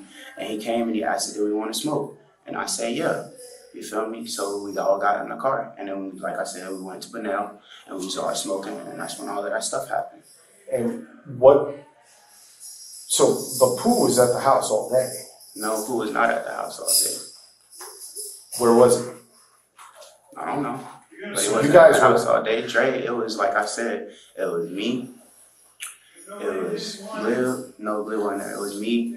It was Nevaeh. It was Adrian. And then there was Dre. You feel me? I don't know where Pooh was all day. But Well, we have videos from your Instagram live. Your okay, Instagram but live. he wasn't there all day. Well, he Like I'm puts saying. you guys in Benel on the corner of South Peach Street and East Bowie Street at around 11 a.m. And you're singing your song, smoking. Pooh's in the driver's seat, Dre's in the back. You guys were just posted up on the corner waiting for somebody to pull up, right? Nobody pulls up. You guys leave around 5 o'clock. You guys meet up with Ed Boy at the gym, and y'all had him running, right? Somebody pulled a gun on him, whatever. I don't give a fuck about that. But Ed Boy's at the gym. Y'all had him running. Ed Boy, Ed Boy. This is the whole Instagram live video that we had seen. A 15-minute video of you and Pooh in the driver's seat of this Kia. And y'all are both pointing guns at the phone saying, you know, fuck the ops, basically, that Ed Boy's a bitch, Rod's a bitch, like, pull up then, all this taunting sort of shit. And then that means Pooh's at your house a couple of hours before you guys roll out to Benel. You guys are together. The phones match up together all day long. So later on, Pooh is sleeping or high or whatever the fuck. Dre drives the Kia. You guys go down to Benel together. This guy, this 4th guy, is not on any videos, no record of him anywhere. Tyrese Patterson, without explaining to him what you said, tells us very clearly, this is what happened that night. Dre's driving, Creek is in the front, I'm in the back. We go down there, we're not looking for trouble. Terrell shoots at us, we come back, and we let off rounds at Terrell. And somehow, I hear what you're saying. Noah got hit. But I'm telling you, there was a 4th person in that car. Okay. And Dre was not driving. Okay. Dre was right next to me. Okay. And did Dre shoot? Like I said, I didn't see. You Okay. feel me? I was too busy hearing the gun sounds and putting my head down. Okay, so everything was on Pooh. Pooh's fault for everything. Pooh, you think Pooh should get charged with Like I murder? said, I mean, he just admitted to you he was shooting, you feel me? Okay. But like I said, there was a 4th person in that car. Like I said, I remember, I know what I seen. Okay. Remember? And you sure you're not confusing it with some other night? No, I'm Because sure. I know you guys have done, you guys have ridden around there a few times. No, I'm sure. Okay. Now, the next couple hours later, you hit up, and I know you used to be affiliated with G and all that shit, right? So a couple of hours later, you hit up your boy on Instagram and you tell him that you need some help. You gotta get out of town or some shit. And dude can't talk on the phone for some reason, so he's like, just code it out, right? So then you write 211 on a norm. You write 2-11 on a norm, N-O-R-M. What does 211 on a norm mean to you? Help. Somebody trying to kill me. Monroe is able to come up with a lie at a moment's notice, but the coded message doesn't even bear a surface resemblance to his supposed meaning. The detective has already done his research and knows exactly what Monroe was trying to say. Okay. Are there any other lies you want to sit here and look at me in the face and disrespect me like that? You want to just get that out of the way? Because 211, yes you are. 211 on a norm does not mean help, okay? If you don't think that we have access to all this old school GD shit that we can just pull up and but that's old shit. That's not. Oh, the new shit. So okay, so I'm not finna sit here and lie to you and disrespect. No, that's exactly what you're doing. I'm trying to go home. I'll tell you what you are. Is that you're a very bright young man. Okay. You come from a good family. Okay. You have a good situation at home. You have a stepdaughter. You have a girl that's probably willing to marry you someday. Okay. Now that girl also drove a car that ended up killing Kamarian. I understand what you're Right. saying. Now your girl is also facing charges for murder. I understand what you're saying. Right. So now what you're doing is you're just selling me a load of bullshit. You're basically pissing on my back and telling me it's raining. And I'll tell you this right now. 211 on a norm does not mean help. Everybody knows that, okay? I know what the second letter of the alphabet is, and I know what the 11th letter of the alphabet is, all right? And I know in my mind what on a norm means, okay? And we have ran this by multiple GDs, both old and young. We ran it by gang investigators. So I know what 211 means. 211 means blood killing, okay? On a norm means civilian, somebody that's not affiliated, not associated, okay? That's what that means. That's what you wrote a couple of hours afterwards. To me, that means that you knew for sure that this boy was dead and that you needed help to get out of town, right? Because what happened was you guys killed a normal person. That's what it means, okay? You were in the car when this guy died. I'm not saying you shot him. And I'm telling you, like I said, help. I need help. Right. 211 means blood killing, right? I don't know, dude. You don't know what 211 means? Bro, I'm not even like banging like that. You used to be. Yeah, I used to be. Listen, man, in your music videos and all the shit that you claim, that's a different persona I hear what you're saying. than the Stephen Monroe that's crying to me, begging for help. Yeah, I understand what you're That's a saying. different person. Okay. Okay? So you got to decide which person are you going to be right now, because today is the I'm day. being me, Stephen. Right. I'm not. That's Well, I'll tell you what, in about 6 minutes, the whole world is going to find out what's happening with all this shit. I understand what you're saying. All right? Because in 6 minutes, we're going live with local news all over the I state of Florida. understand. You need to decide right now, are you going to be the only one that has a different story that's not true? But that's the truth, though. That's all not I can only tell you. Devondre confessed to driving the Okay, car. I hear what you're saying. I hear what Pooh you're saying. confessed to being in the back and shooting. Okay. You need to tell me the truth. The truth that happened that night is that you guys go down there, you're in the front seat, you have your Glock on you, this boy shot at you and tried to kill you. You guys pull around and you shot at him back. Was it self-defense? I never had a gun, bro, and I wasn't sitting in the front seat. I know where I was sitting. Okay, so all the other videos of you having a gun a couple of hours beforehand, days beforehand, weeks beforehand, all these guns that you're playing with all the fucking time, right? The guns that all your roommates tell us that you have. All these things. This is the one time you guys decide to go down to op territory and not have your fucking pole That on? shit was Dre gun, like I said. Which one? Whatever gun that y'all talking about, Okay. any of them guns. I'm not saying who Dre owns stuff. the gun. I don't care who I owns the gun. understand what you're saying. You shot down the but block I'm that telling night. you, no, I didn't. Steven, you are gonna fuck yourself because you're the only one lying. Okay. You're the only one lying. Why the fuck would you be the only one lying in this scenario? I hear what you're saying. No, I don't think you do, man. I don't know if you think this shit is just fake, but it ain't. Okay. Tyrese is in the other room, a couple rooms down. He's getting arrested for first-degree murder as I we hear what speak. you're saying, dude. I understand what you're saying. Okay, I what you're saying, but I do. Steven, I don't think you do. I don't think you do. The state attorney's office is not very happy with the fact that you're making up this fourth person and that you're putting somebody else in this fucking mess that doesn't need to be involved, because you guys need to be held accountable for your actions, okay? Devondre Williams is driving, Tyrese Patterson shot, and you shot. How many times did you shoot? That is the big question. I didn't shoot. Okay, well, No, you shot a I- Glock that night. No, I didn't. Okay, there's witnesses there, and there's two co-defendants in the car. I hear what you're saying. Of course, they're gonna try to drag me in something because they already in some shit. They bro. told on themselves. They don't have to drag you into nothing. Yes, they the told on fuck they do themselves. because they don't want to go down by themselves. They don't give a fuck. Exactly. They No, don't give a fuck. Dre doesn't want to go down whatsoever, Okay. right? So he I hear says, what you're saying, bro. he says you shoot, and he says Pooh shoots. I hear what you're saying. This morning, he just out of anger, we slide him a piece of paper that says you have a warrant for your arrest for murder. He's like, fuck that, I'm not the only one going down for this shit, I'll tell you what happened. He tells us the whole story, and it exactly matches up with the evidence. Exactly. I hear what you're saying, but What you're saying does not make any sense. it No might not driver. make sense. It You might said not a make driver sense, shot but out I'm the telling driver's you, seat. right? You said a driver shot the opposite direction. This driver, this guy. Because he did. So he shot down the other end of the block where there was no ops at? Bro. Why would he do that? It's bananas, bro. They just trying to wet shit up. They just trying to kill people. They don't care about anything. Oh, they That's don't. what I'm telling you, bro. That's all I can tell you. What caliber gun did you shoot that night? I didn't shoot any gun. Yes, you did. No, I didn't. Yes, you did. And I'll tell you what, the caliber of the gun makes a big difference in this situation. I understand what you're Okay, saying. no, I don't think you do exactly, okay? Because, listen, ultimately, Noah was shot and killed with a specific type of bullet, okay? And I think you know whose gun killed Noah Smith. Monroe behaves like someone who is guilty, but he wasn't the one who fired the fatal shot.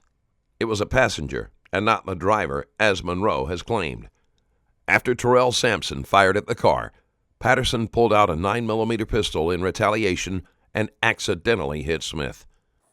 Right? Now, what I'm telling you is that there was multiple shell casings on scene from 2 different guns. DNA has been recovered from those shell casings. Okay? The DNA is being sent off, and we're going to compare it to yours. I'll tell you, I'll bet you $1 million that your DNA is all over those shell casings. Those are guns that you've handled multiple times. Yeah, I touched it. Right, you touched it, sure. Those are guns that you've handled.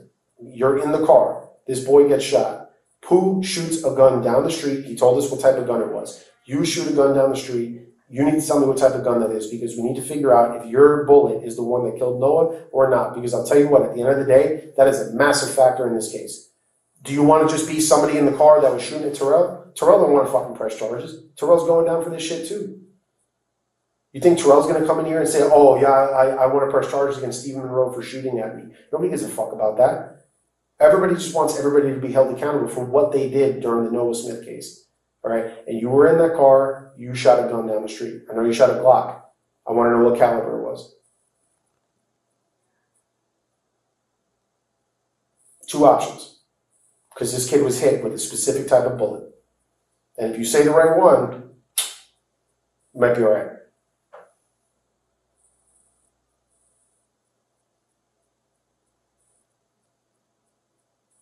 I know this is tough, man. I get it. Because you've thought to yourself 1,000 times. You've played it over with Donna. This is what we're going to say. You've talked about it with Dre. This is what we're going to say. All right? And now shit is crashing down on everybody because nobody was able to stay 10 toes down and keep it 100. That's not the way things work, bro. That's not the way it works. All we had to do was slide a piece of paper across the table to Tyrese, and Tyrese flipped immediately. We picked up Dre on some bullshit charge. He comes in with his mama, and he is spilling the beans immediately. You're the only one that's lying. And the opinion of most people, and I'm talking about a jury, let's say, 12 people are going to sit there, and they're going to listen to sweet little 80-pound Devondre Williams say, this is what I did. I'm really sorry for my actions. Tyrese Patterson's going to say, this is what I did. I didn't mean to kill Noah. It was an accident. And then you're going to get up there and say, actually, there was some 4th guy with Wicks, and he did that, and I was just minding my own business in the backseat. When everybody knows it's not true, man. You have to tell the truth. You have to tell the truth, Stephen. Think about what your fucking parents are going to say about this, man. Your parents are fucking good people, man.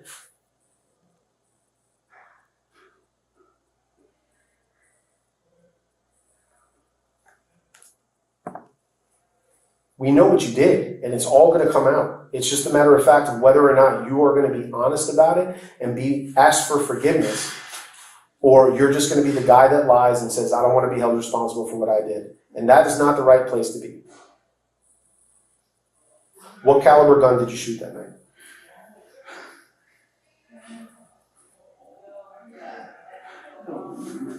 Stephen, listen. It's all right. Listen, you're a grown man, okay? You got to make a choice right now. Okay, I understand. You have to make a choice right now. Are you going to be painted out to be a liar? Or are you going to stand up here like a man and say exactly what you did and let the chips fall where they may? I understand. Listen, man, I know you're scared. I know you are scared. Listen, this is not where you need to be right now. I don't know what kind of gun it was. I really don't. Okay. There's 2 options, Stephen. Was it a .40 caliber or was it a 9mm? Which one did you shoot that night?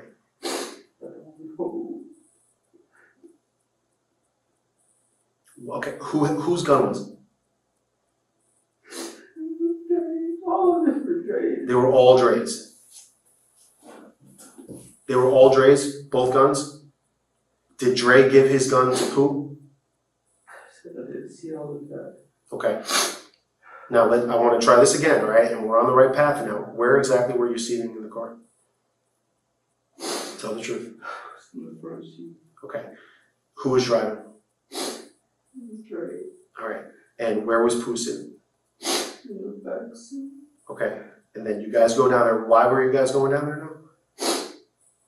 To smoke. Okay. So then, did you see Terrell Sampson shoot at your car? You did. Did you know it was Terrell Sampson? But you just heard the gunshots? Okay. How did we find out it was Terrell Sampson that was shooting at you guys?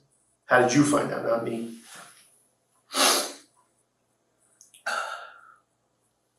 Because people were talking about it. Okay. So when you guys come around the block and you guys start letting off fire down the block, what was the intended target? Was it Noah Smith? Did you guys try to shoot and kill Noah Smith? Smith was unknown to Monroe and his friends. In the middle of the shooting, Smith walked out of a friend's house only to be struck in the hip a moment later. No? I don't know if that's what they're aiming for. You don't know that who was aiming for? Okay, who were you aiming at? Huh? You were aiming at Terrell? Did you see him standing out there?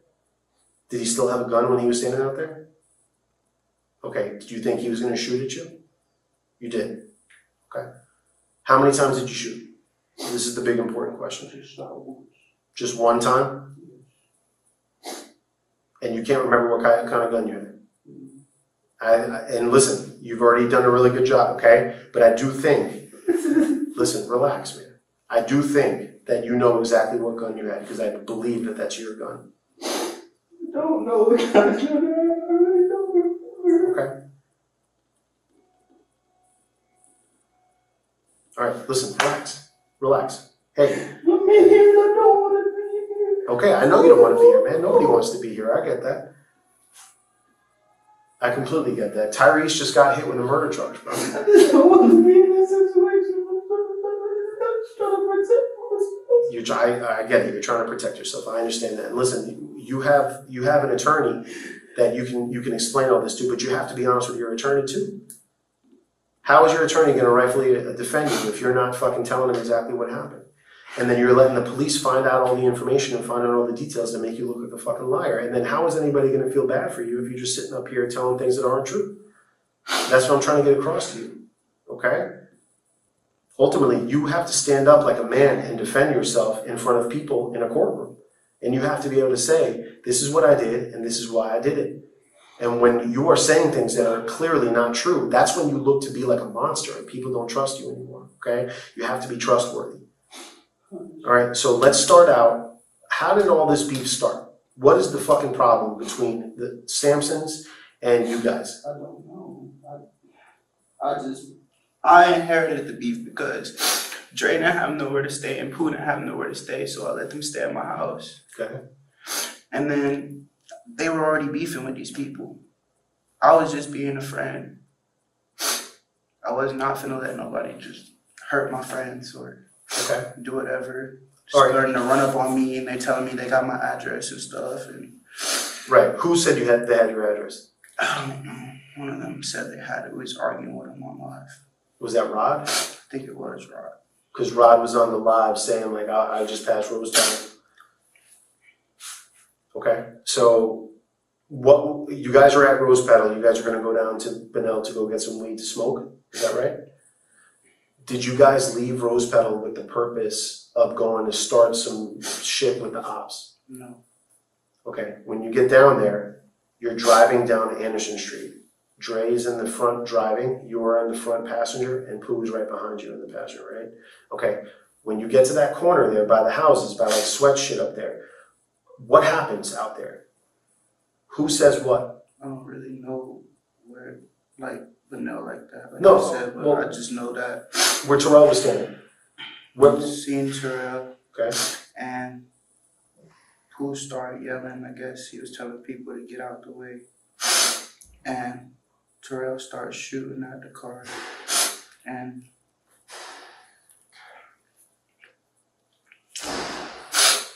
he spun back.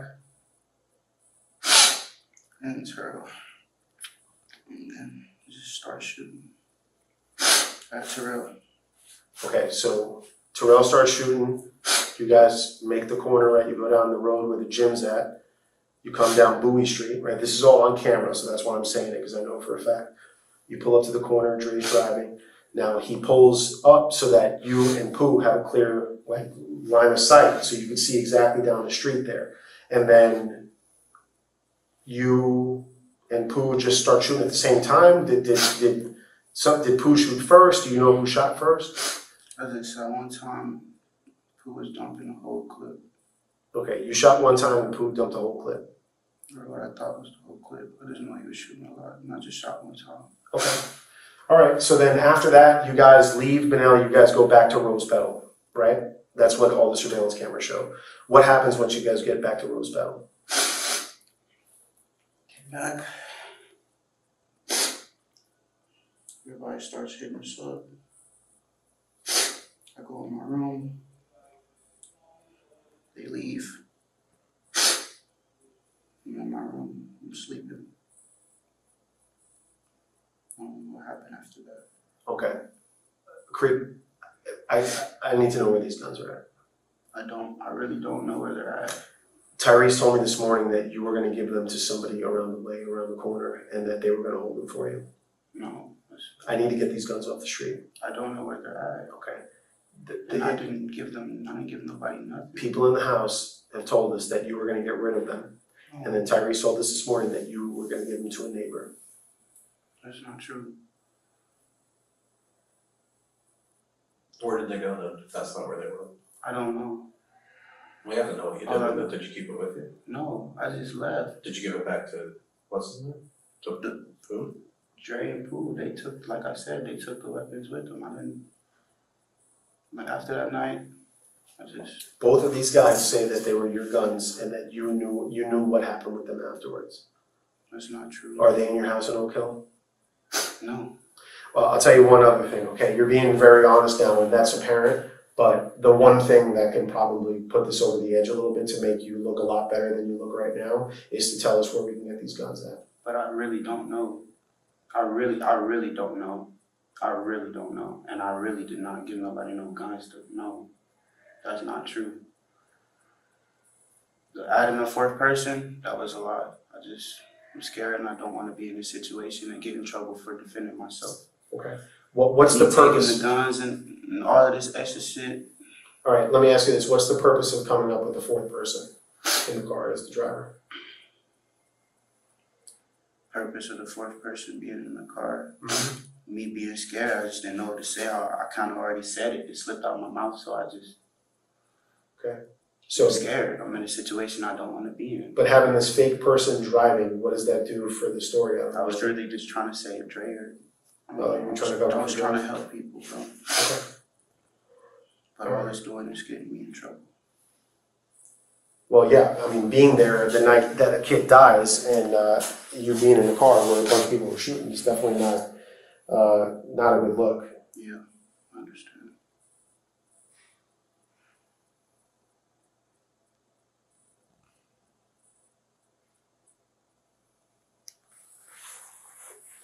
What else do you know about this whole situation? Is there anything else you know about the Noah Smith thing? No. Tell me what 211 on the norm means. I just told you. From my understanding.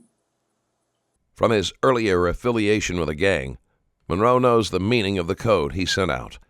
Lying about minor details isn't going to help his case. Just by being in the car, he is guaranteed to face a murder charge. Does 211 on a norm means that a person was killed and I need help? Yes. Okay. But 211 is known to you to be BK. I don't really know what it stands for. I wasn't briefed formally. Okay. Like, so I don't really know all the codes. I just know that means I need help and somebody was killed. All right. So last thing I have for you, it's not the best news in the world, okay? I understand. You're being charged today with first-degree murder of Noah Smith. You have no bond. This is just a charge. It's not a conviction. Do you understand what that difference is? No. Okay, it just means that you have a warrant for your arrest for murder. You are going to be charged today, but it doesn't mean that things aren't going to play out differently with the attorneys and with the court system. So they're going to book you in down here again for the charge of homicide, and then things can play out how they play out with the attorneys. But our role, our responsibility here is done, and there's really not much more that we can do outside of just explaining to you the process. But ultimately, I'm not saying that you killed Noah Smith per se. Nobody gonna help me. What we're saying is that many people took actions that night that led to the death of Noah Smith. An innocent kid. Do you understand that? You, Dre, and Pooh, and Terrell Sampson all made choices that night that led a 15-year-old kid to end up losing his life. And this is what the lifestyle that you guys have chose to live, the fake lifestyle of rapping about killing ops and pulling out your fucking pole and I'm gonna shoot you and I'm gonna do this and I'm gonna do that, all that fake bullshit has led you to this point where now you and your friends are all going to prison for murder.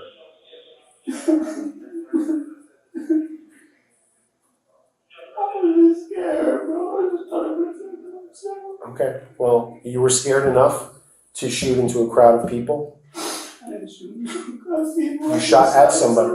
Right, there was multiple people out there, and you were far enough away where unless you're some fucking military sniper, you run the risk of hurting somebody else. It would have been one thing if you guys would have returned fire immediately, but to wait 30 seconds, come around the block, and spray down the block, that's a big, big fucking problem. I just sprayed this shot one time. Yeah, well, the car did. Who did? Okay, well, Pooh will be held accountable for that. He's already been charged this morning. So basically, there ain't shit y'all could do, and you just wanted to get that out of me so that you could charge me. You're already being charged. We didn't just make this up as we were sitting. No, I This is understand what already you're done. saying, but either way, At the end of the day, I'm not gonna be helped regardless. well, Stephen, we can't help you. What we do is we collect evidence and give it to the state attorney's Y'all office. can't This is what help I me told at you all, last bro. time. What? Or you won't help me. No, that's not true. What we are not allowed to help you. We can't offer you anything. I can't promise you. That, bro. Right, but what you need to do is you need. No, that's not true at all, man. They go back and forth all the time. Your attorney can communicate with our attorney. You guys can make up some sort of situation on how this all gets resolved. It has nothing to do with us at that point. Our job is done. We've collected the evidence and given it to the state. The state attorney's office felt there was enough probable cause to charge you with homicide today. That's all we're saying.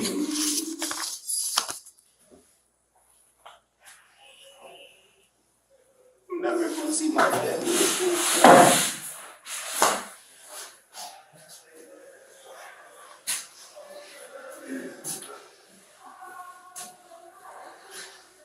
Never gonna see my family.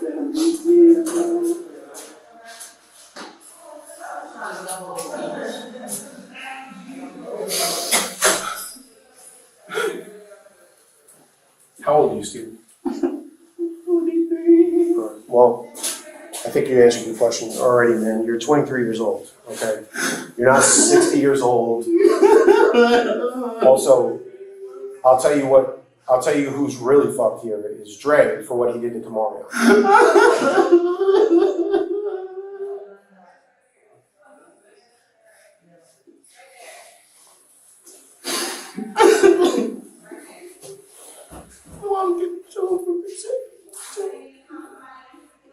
Again, man, this is just an arrest. It doesn't mean that you're getting convicted of anything. You will have your day in court. You will have your day in court. We don't have that power. We're not allowed, bro. We don't have that power. That's not what we do. That's not what we do. The state is fully aware of your case. We are going to let them know exactly how honest you were today, and then they can take all that into consideration when they're talking to your attorney. You know what I'm saying? And we only have limited power. Our job is just to collect evidence. That is literally our job. It's not that exciting. I promise you that, okay? And I certainly don't like dropping bad news on everybody. That's not fun. But what's done is done. You guys made a choice that night. Somebody died. Now people have to be held accountable, okay? You're a grown man. You have to live with your consequences. That's it. Monroe is distraught at the news that he could potentially spend the rest of his life behind bars, although throughout his interrogation and trial, he remains unmoved by Smith's death.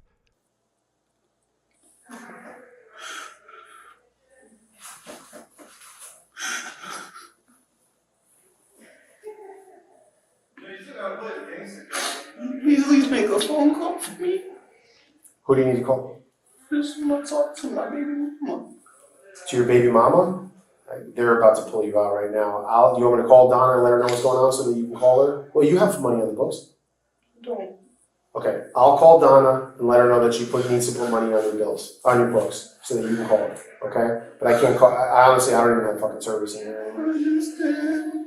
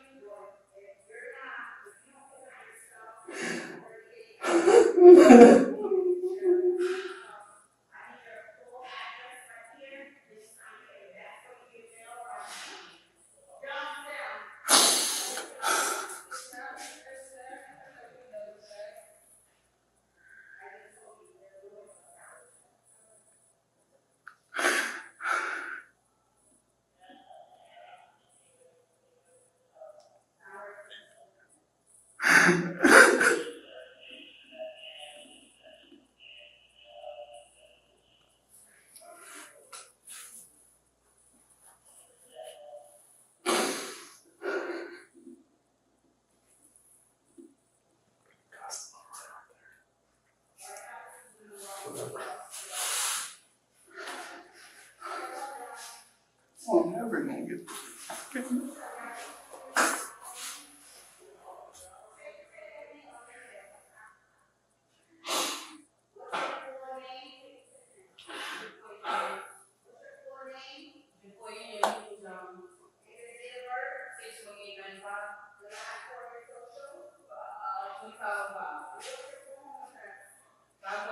You can't have such a end of the world attitude with this because dude, I understand you're scared. You're always scared. I get that. That's not you. Can't, this is not the time to be scared. This is the time to say to your family and to your attorney that this is what happened. I need help, and then let your attorney work it out with the state. Okay, but you can't just say, "Oh, I'm never going to see this. I'm never going to do that." Because John just said y'all can't help me. You're not allowed to help. Bro, all we can do is allow you to help yourself. That's our job. Everybody says don't talk to the cops, blah blah blah. Bro, the second that we talk to people and they express honesty, this is what gives people a chance in their future, just by being honest.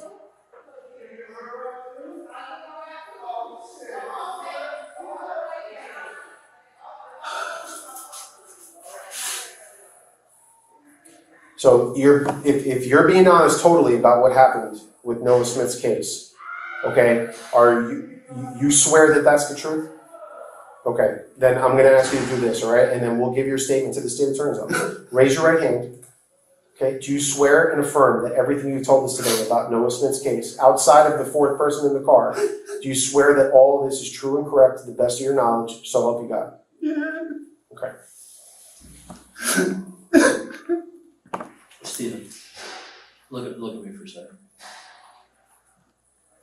I think you told us a lot of stuff here today. That was pretty accurate.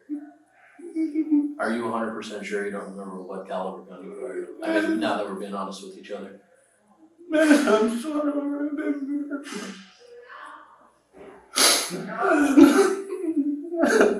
Stephen, I still think you know. I don't. And it wasn't your gun.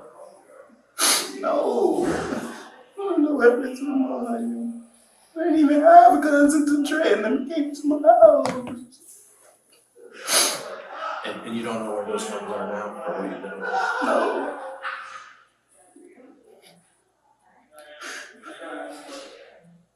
I'm telling you though, when we find those guns, if we can prove that it was you who hid them or didn't give them over to law enforcement, that's not gonna be good for you.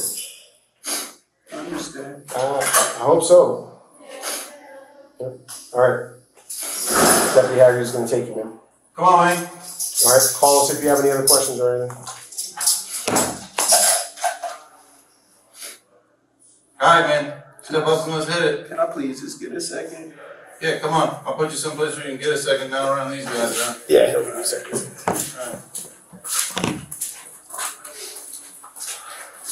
Just take it right on this bench. After lying his way through multiple interrogations, Monroe was finally put on trial. All of the other men involved confessed to their part in Noah Smith's murder. But Monroe was not about to accept responsibility for his actions. He was even given the option to make a deal, which would have earned him a lesser sentence, but he refused. Afternoon. Good afternoon, sir. So, let's first ask an important question. Yes, sir. You were very afraid after. People were threatening you, they were going to kill you, right? Yes, sir. That's why you didn't want to cooperate, right? You didn't want to come forward, you didn't want to tell anything, correct? Yes, sir. I didn't say nothing. But then, Because 3 I was months also later, scared. just listen to my question. Then 3 months later, listen to my question, sir. You asked me the question.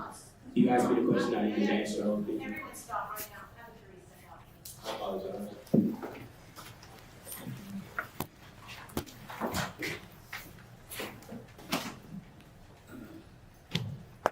Jury, no.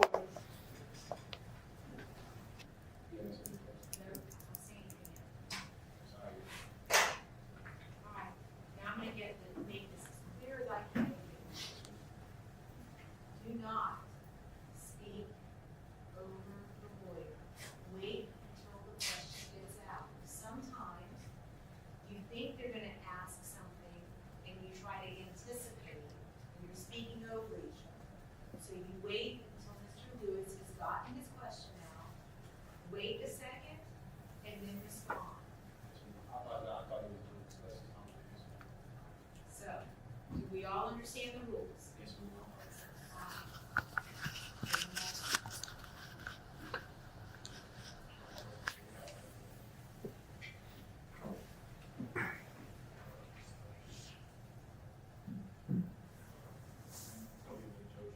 Not a problem.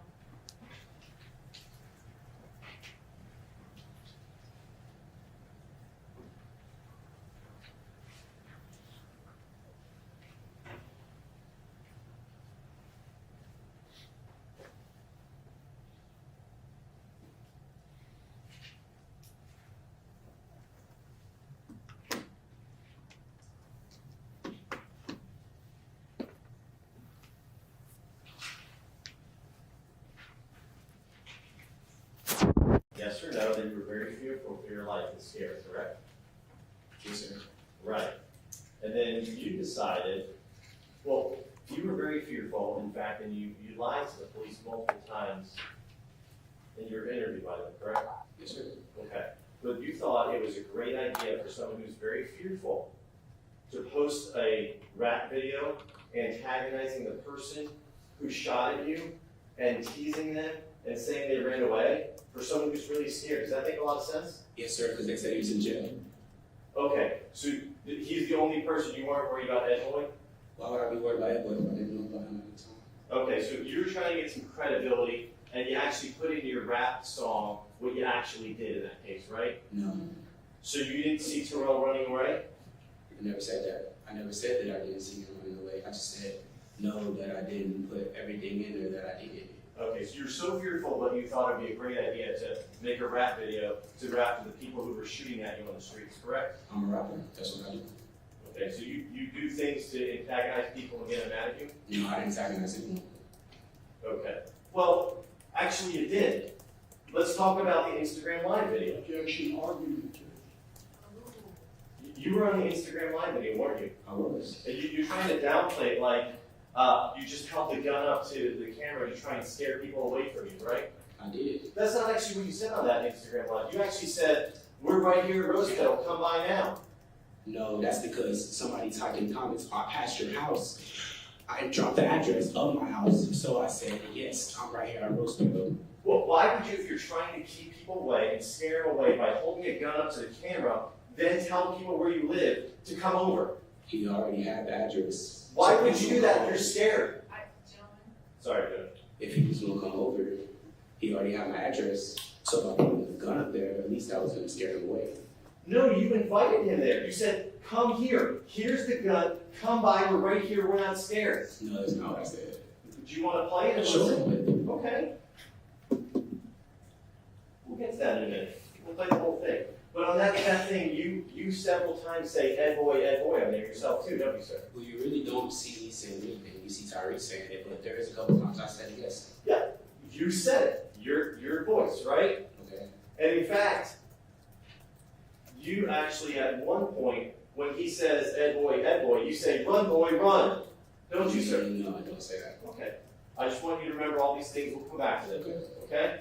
Isn't it also true that on that video, there's a portion where you hold the gun up to the video not once but twice? But actually, the last portion of the video, a person holding the gun was a completely different person. You can look at the video and see that person's light skin and his hair is different. Okay, so you're saying you only held it one time to the camera? That's what you're saying in front of this jury? I'm saying this last portion that I seen in this person. That's not my question. And Sir. I'm answering your question. Is that my question? you're not, stop it. All right, now, you're not answering the question, listen to the question. All right. You're telling this jury you only held the gun up one time to that video camera? I'm telling you, I don't know how many times I held the gun to that camera. In fact, on that video, the Instagram Live, you actually think it's funny.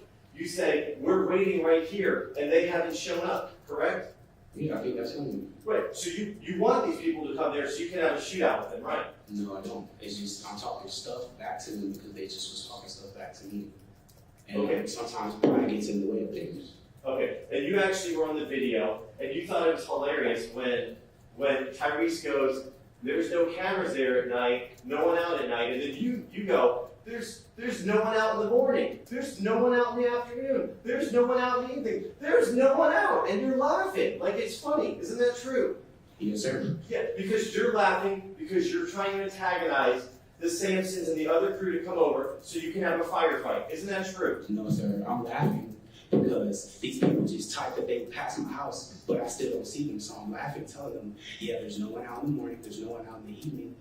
These people just say they pass my house. Where are you?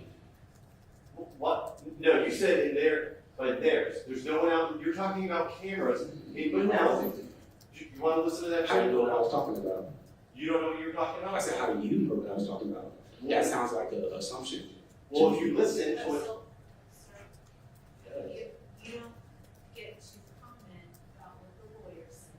I just need you to respond to the question. Okay, I apologize. I'm just trying to respond to this. Answer the questions is the best way you can respond. Yes, Your Honor. Let's go back and. The judge isn't going to allow Monroe to derail the trial with word games. The evidence speaks for itself, no matter how many times he tries to twist the meaning. Talk about all the lies you told to the police. Yes, sir. So your statement earlier was the first thing that you could think of was adding a fourth person to the car. Is that correct? First thing that came to my mind. Well, that's actually not true, is it, sir? I don't know. Well, I do you don't know remember? what I said. Do you It's remember? been so long, I don't really remember. Okay. Well, I mean, is it often that you're involved with people getting shot and dying? Do you No. remember? No, but it's a long time, so no, I don't. Okay. Well, It's also a traumatic experience. Sure. Traumatic.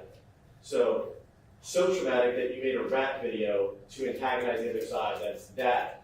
Actually, this video wasn't about me. Ask and answer. This video wasn't about them at all. This video was about someone else. Mr. Monroe, there's not a question. Your attorney objected, there's not a question. I apologize, Your Honor. Yes, ma'am. January 14th, 2 days after the shooting, you actually were interviewed by the police, weren't you? I don't remember when, but at some point, yes, I was interviewed. Well, 2 days right after, we heard two of the interviews, but actually 2 days after Noah Smith is shot, you meet with Detective Rodriguez and Corporal Herbert Aristopoulos, and they interview you, don't they, sir? I don't remember when I was interviewed, but I know I got interviewed, yes, at some point. Do you remember that first interview, you completely lied to them? Yeah, of course. Well, I'm talking like completely. Yeah, Like- of course I lied. Right, well, let's go. I'm gonna ask you some questions, if you can just respond yes or no. Oh, sure. Can you do that? Yes.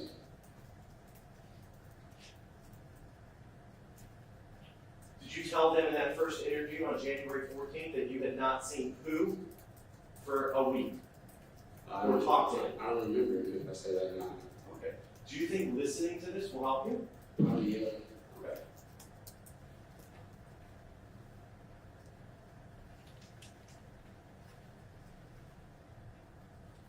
You sure? Come on, man. Can we please just cut this? I'm gonna reach this shit, bro. Come on.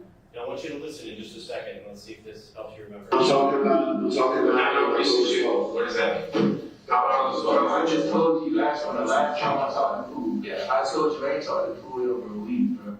Does that refresh your memory about telling the police you had talked to Pooh in a week? Yes, sir. Okay, and this was on the 14th of January, 2 days after Noah was shot, correct? Okay.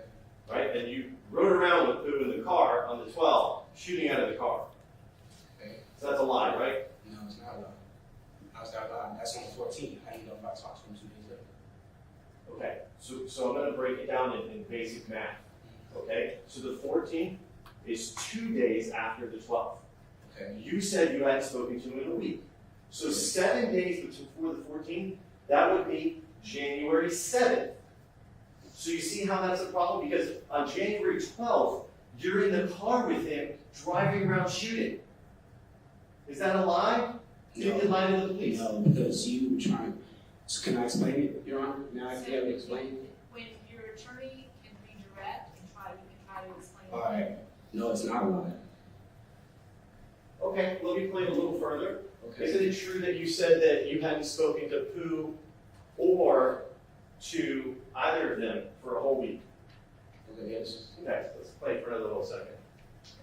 Judge, this is wrong. He did. Okay, so you would agree that that's a lie? Yeah. Okay, so we finally agree that you lied about that to the police. A lot about not seeing him, yeah. A lot about not talking to him, of course. Okay.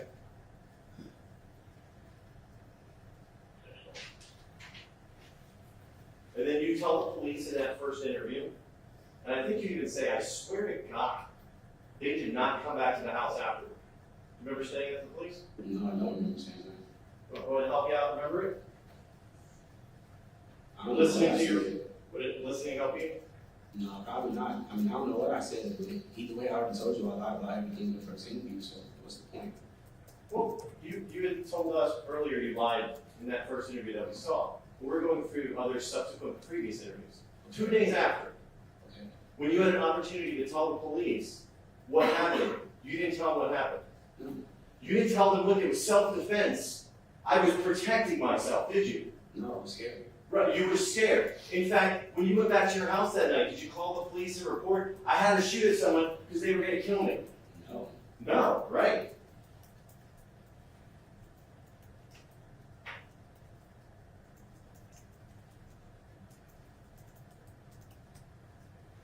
Did you also tell the police that night that you didn't know that those dudes shot the kid? Again, I said, I don't know what I said. It was so long ago. Okay. Did you also tell the police you had no idea where the car was that time when they were interviewing you? 2 days after? I don't know. I don't know what I said. You don't remember? Okay. Do you remember again telling the police that who never came to your house after the shooting? No, I don't remember that. And then you, a few lines later, you say, Pooh and Dre didn't come to my house afterward. You don't remember that either? No, I don't remember. Monroe's insistence that he can't remember anything he said isn't winning him any points with the jury. The lawyer has carefully picked out each of Monroe's previous statements to prove in his own words that he is lying. Do you remember telling the police I had nothing to do with this? At some point, yeah, I did tell him. I'm talking about the 14th. I don't know. Again, I said, I don't know what day. Do you remember that the police actually asked you for your phone so that they can see and test your veracity or your truth by plugging in your GPS coordinates, and you refused to give it to them, correct? No, I don't remember. You don't remember? I remember them asking me for my phone at some point, asking for my passcode, and I gave them the passcode. That's our third interview, but I'm talking about 2 days after the shooting where they said, hey, if you give us your phone, we can see if you were actually there, and you refused to give it over. No, I don't remember that. You don't remember that, okay?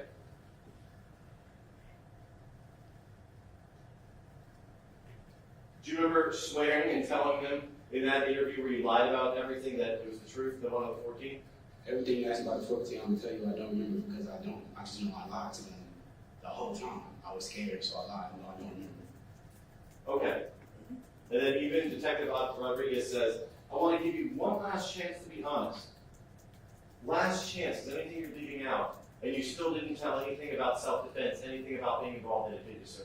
No, again, I was scared. Right, I understand. You were scared. So scared that you went and you made a video 3 months later. This was a song, and what does it have to do with me being scared? I'm an artist, I'm a rapper. Yes. You're a hard-time rapper? Yes, sir, I've been doing it from my raps. Okay. I can't stop working because somebody does something. Right, so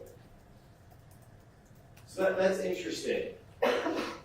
So the video that you talked about making $1,500 on, yes, sir. You posted on the 7th or 8th of January. I don't remember when I posted it, but I posted it. Right, and then 4 days later, after you're involved in a shooting that kills Noah Smith, you don't take that down. You continue to let that make money for you? Why would I take it down? I don't know, maybe because you're involved in someone getting killed? So that would make me take a video down, then when the video had nothing to do with him? Okay, a video where you're flashing the same gun that you utilized to shoot at Noah Smith. The video was made way before this incident, and I don't, why would I take that down? But it was posted on the 7th or 8th of January, 4 days before Noah was shot dead. You're right, this video was posted 4 days before, so why would I take it down? Because you had just shot and killed a 16-year-old. I didn't kill anybody. Did you not shoot?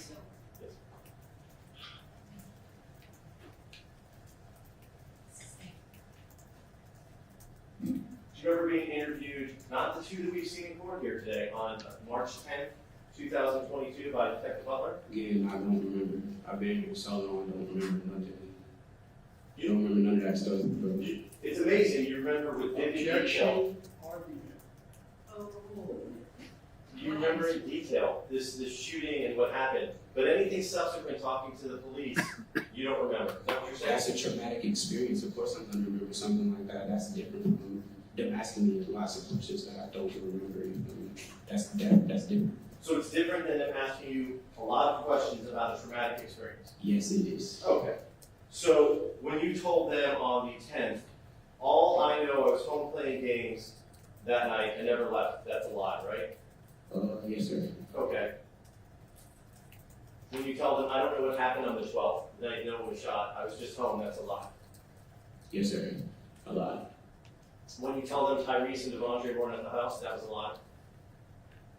It depends on what you mean by that. That night, they asked you, was Tyrese and Devondre at your house? No, they weren't at my house. That would have been a lie, right? Like before the incident? I'm sorry, I'm trying to get some clarification. I'm not trying to stop. I think you say they weren't there before or after to the police. Yeah, that's a lie. Right, another lie.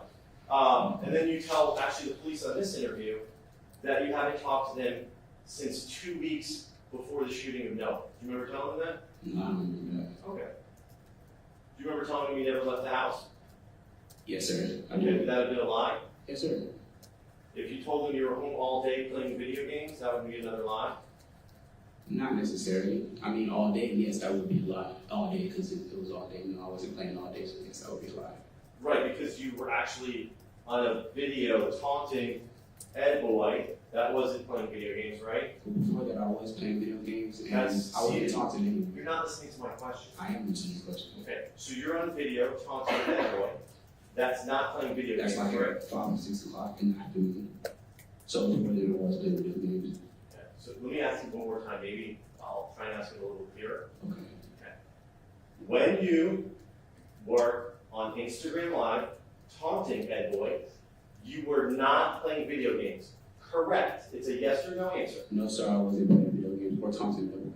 Right. You weren't taunting them? No. Okay. When you went out and shot out of a car, you were not home playing video games, correct? No, sir, I wasn't. Okay.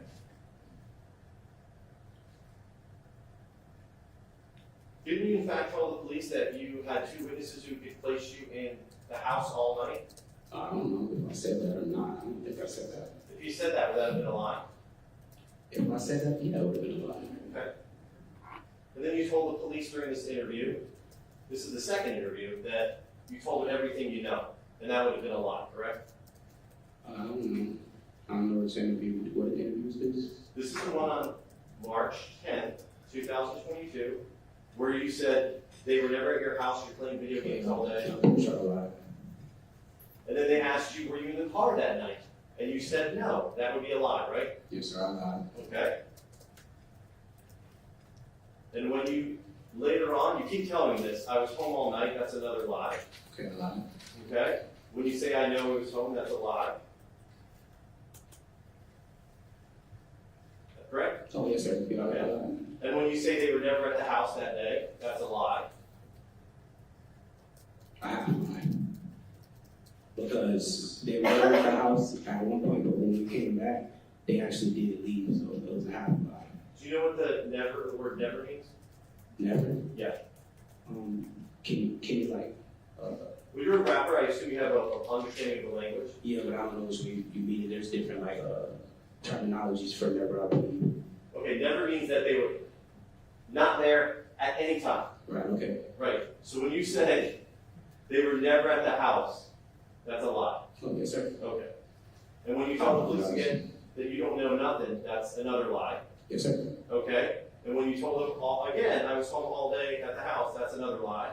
Yes, sir. And when you told them that you saw Pooh and Tyrese, I'm sorry, when you saw Devontae and Tyrese 2 weeks before no one got shot, that would have been a lie if you told them that, right? No. Why would I lie? Why would I say I didn't see them 2 weeks before? That was the time that's what you told the police is the last time you saw them was 2 weeks before. Oh, no one I'm got sorry. shot. Yeah, yes, sir. That's a lie. So that's a lie. I didn't even believe answered the question. Yes, sir. That's a lie. Okay. When they asked you if you were there at the shooting, you said, I wasn't there, I was at home. That's a lie. Yes, sir. You asked me that like 4 times. Well, you said it about 25 times in your interview. Right, and I keep telling you it's a lie, so what's the point? But I just want to make sure I'm not missing anything. Right. Okay. Mr. Monroe, sir. You can't have the argument. I'm sorry, I can't ask questions back. No, sir. I apologize. I didn't know. I didn't know. I apologize. And thank you, ma'am. And when you tell them I'm as honest as I can be, that's a lie. At that time, yes, it was a lie. Because you told them no truths. I told them some truths, just not everything. Okay. When you told them I'm not part of this shit, I didn't do anything about it, that would have been a lie, correct? No, because I wasn't part of it. I wasn't part of whatever they had going on. You weren't part of being in the car shooting? Oh, yeah, I was a part of that. Okay. I thought you meant something else. I Yeah. apologize. I'm sorry, I should be more clear. When you said I don't got nothing to do with killing that kid, that would have been another lie. That would be true because I didn't kill him. How did you know at the time? I didn't know at the time, but I know now. How do you know? How do I know? How do I know I didn't kill this kid? Monroe wasn't shooting at anyone in particular. In fact, he didn't even know Noah Smith. It wasn't until later that anyone in the car realized that someone had been killed, and they couldn't be sure who fired the fatal shot. You fired the car, how do you know? Because this is how I know I didn't kill that kid. Because for one, I fired 140 bullet. That's what I fired, right? Sure. Y'all I wasn't there. wait, let me explain. Can I explain? I'm sorry. I'm waiting. Okay. Earlier, y'all said y'all found a jacket in his body that was a 9mm, so I know I didn't kill him because I shot him. So you admit you had the 40, correct? Yes, sir, I admit that. Okay. Let's keep going. Later on, when you say, I never left the house that night on my mother, I swear, that was another lie, correct? Yeah, of course I lied. Okay. When you said I wasn't in the car, a lie. Yes, sir. Told him again I wasn't in the car, that's a lie. Yes, sir. Told him I wasn't in the car, that's a lie. Yes, sir. When you said I'm telling you the truth, that's a lie. I mean, some of it there was a lie.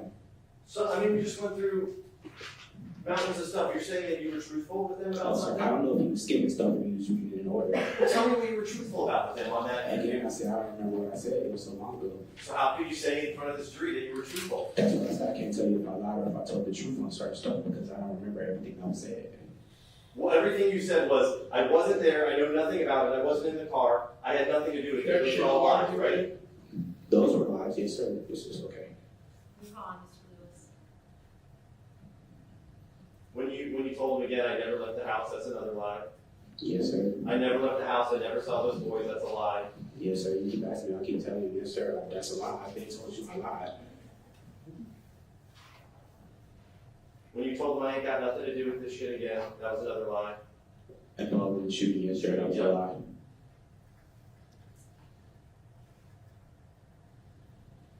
At the very end, you say, I swear to God, I was in the house and I never left the house, I never left the house. That's a lie, right? Yes, sir. That's a lie. When you swore to God, that was a lie. That was a lie. So now let's go through your interview on May 12th. I just did that. We're going to do it again? So that was March 10th. Oh, my You apologies. spoke to the police multiple times. Lied and lied, remember? Okay.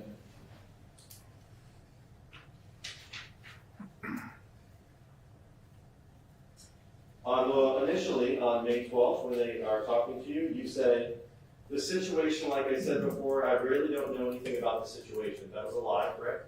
I don't know what situation he was asking about. They could have been asked about anything. Can you be more explanatory? Sure, you want me to read it to you to clarify? Just a You want me to little, read? a little bit of the Yes. And then Noah got killed, and that changed everything. That's when the Flagler County Sheriff's Office started saying, okay, well, fuck this. We're going to start getting involved in putting a stop to this shit.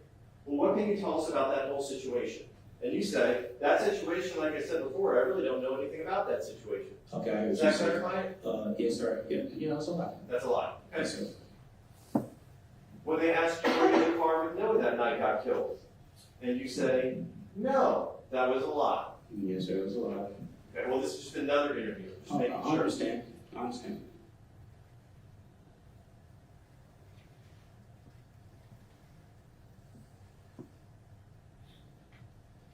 When you say there's another person in the car, that's a lie, right? The fourth person. Yes, sir. That's a lie. Okay?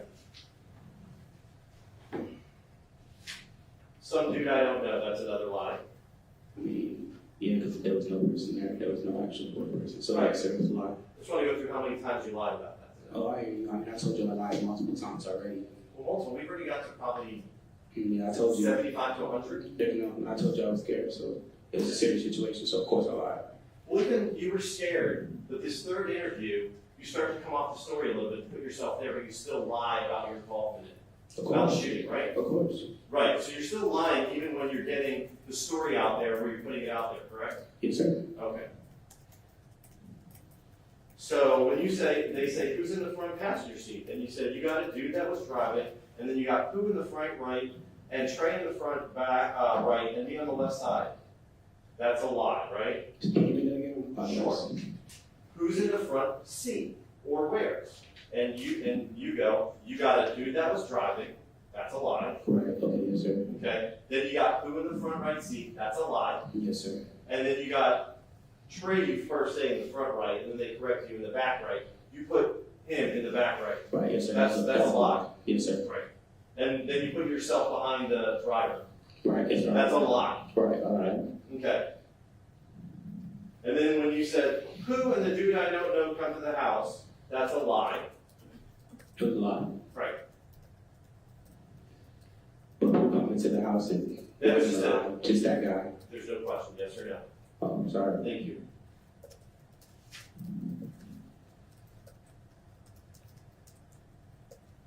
And then this is what you tell the police, Okay. okay?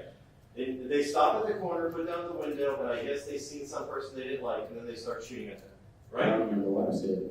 Did you watch the interview? We were just here in court? I mean, there was a lot playing, you feel me?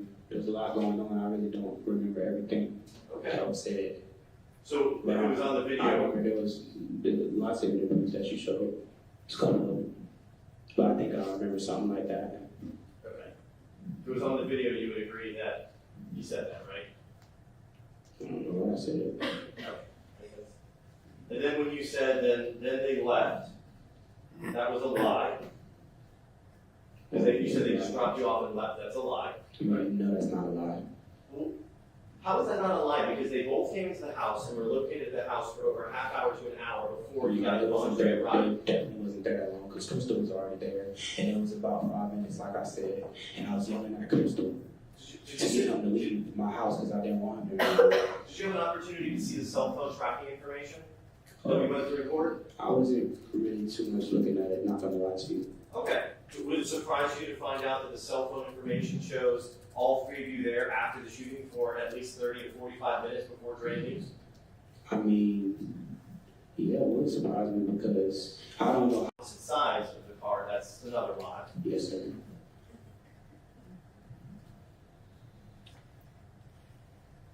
And then you tell the police that they go, what happened with Rel? And then you go, that's the dude they were shooting at. Right? Remember telling the police that? Right.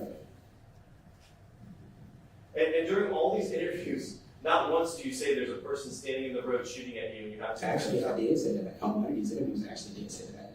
Were you listening to different interviews? You said I had to defend myself. It's actually on here. I actually did say that somebody was in the road and that somebody was, I told him I see somebody with a gun and to defend myself, I shot back. So it's actually in the interview where I said that. So if you want to hear that, you can. Well, I'm curious if you could point out in the interview where that is, because the only thing Yeah, you said, where it says I defended myself. you said I defended myself. And Can you just let me ask the question, sir? Oh, yeah, sure. But you're asking me. Go Yes. ask your questions. Okay. I'm sorry to inconvenience you for asking you the questions. No, I'm just answering you the best way I can. Stop it right now. Mr. Monroe, please do not speak unless there is a question. Mr. Monroe, please.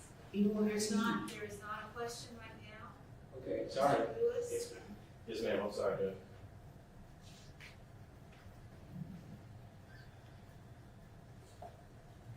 Ever told the police? I don't know, I don't even want to lie. I ain't even going to say that that boy shot first, meaning Terrell. I don't remember what I said, but who knows if I was talking about Terrell or not? That's what I was Who's what? talking Sorry? I said, who knows if I was talking about Terrell or not? I don't know what I was talking about. I was very confused in that moment. I can tell. Let me read it to you and then see if this refreshes your memory, okay? Well, you said shooting at others, so here's my question. This is from Detective Rodriguez. Because the streets are saying that Rel shot first. And then you go, man, I don't know. And then he goes, do you remember? And you say, I don't know. Right, And then you go, I don't even lie to you. I ain't even gonna say that boy shot first. right. Because I don't know. I don't know. I didn't even know if it was Terrell who shot. I just know somebody shot us. I didn't know until afterwards, actually. And that's why I made it when I said, oh, sorry, actually, my bad. I'm not supposed to talk. Go ahead. I apologize. Thank you. And then you once again down here say, I don't know if he shot first. All I know is that they definitely shot. Right? Yes, they definitely shot at us. I didn't know. shot. When Darrell Sampson was brought in for questioning, he admitted that he shot at the Kia, in spite of several of his friends attempting to calm him down.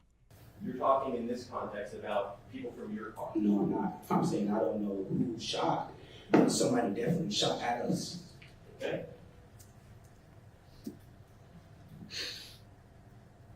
Once again, you tell the detectives you're behind the dude driving. That's a lie. Right. Right? I said that. Who's up front? That's a lie. I said that. I said that.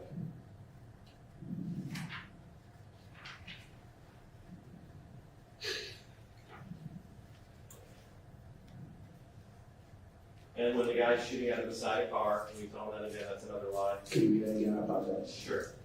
Because there's a lot of people out there that I've been there.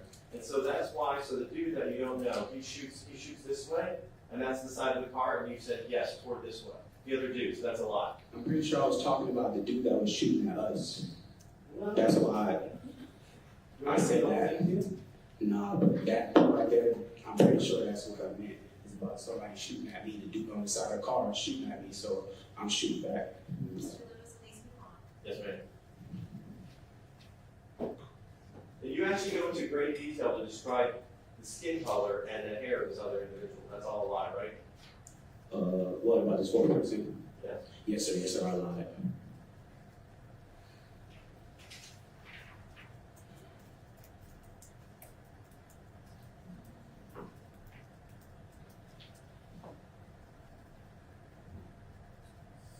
This is another lie, and you say, and you know for a fact that the driver, the unknown guy, shot out of the car. That's a lie, correct? Sorry, a lot of allergies. Keep that again, I apologize. And you know for a fact that the driver, the unknown guy that shot out of the car, and then you say, yes, that's a lie. Yes, sir, that's a lie. And when you say you're behind them and you're watching them shoot, that's a lie. Oh, yes, sir, When they ask you, was there ever a point in time that you had a gun in your hand, and you say no, that's a lie. Yes, sir. That's a lie.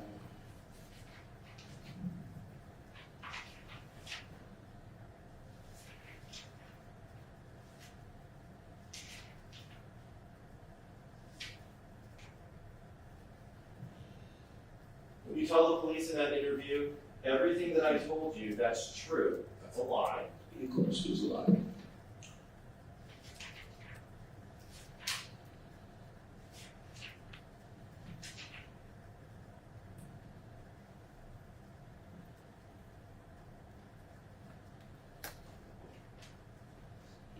And then Detective Butler comes in, he says to you, so on January 12th, you're hanging out with Pooh Dre. You said that you don't know who the other person was. Yeah, I don't know who he was. I've never seen him before. That's a lie. It's a lie. Okay?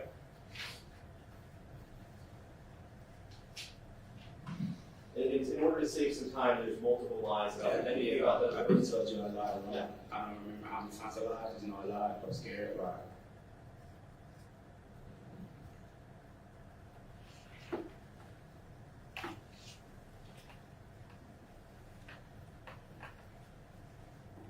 You ever telling the police I didn't even know he was shooting at us, the other person?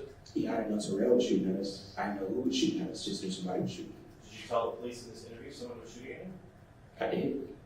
In this interview here? What interview was that? Besides Terrell at the beginning. What interview was that, sir? This is the third one. I don't know. I don't know which interview, but I did. I do remember telling him at some point that somebody was shooting at us. Yes, sir. Right, they were shooting initially. Terrell shoots at you, but this is No, I talking remember about. telling him again that somebody else was shooting at us again. And I remember saying in the interview, I see somebody in the road holding a gun. So I shot. I was I'm scared. just curious if you listened to a different interview than we did today. Was there another? It was definitely an interview up here where I started telling myself this. And it was definitely, I can speak, right? You may speak. Yes, ma'am. It was definitely an interview today that I was talking about when I defended myself. And in that same interview that I said I defended myself, I see someone in the middle of the road with a gun and then I shot back. And asked me if they were shooting at us, I did say that. Okay, that would be the interview, right? Oh yeah, whatever interview that's happened. Okay.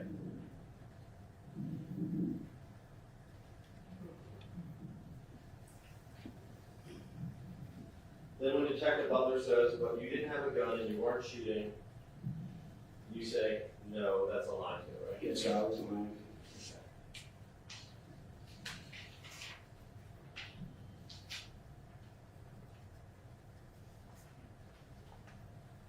This is another lie. Or maybe you can tell me if it is. Okay, and those guns you guys used in the music videos, whose guns were those? I have no idea. That's a lie. Yes, sir, it's a lie. Okay. You knew whose guns they were because one of them was yours. Yes, sir, one of them was definitely mine. Right. And you knew the barber's gun and the long gun was his. Yeah, I knew it was the barber's kid. Yes, sir.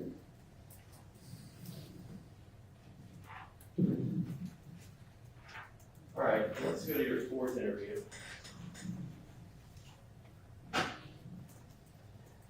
Even after, and this one was on June, I want to say, 16th, so a whole month later. Lots of time to think, right? Yeah. This is after you posted the video taunting Terrell, right? Is it after?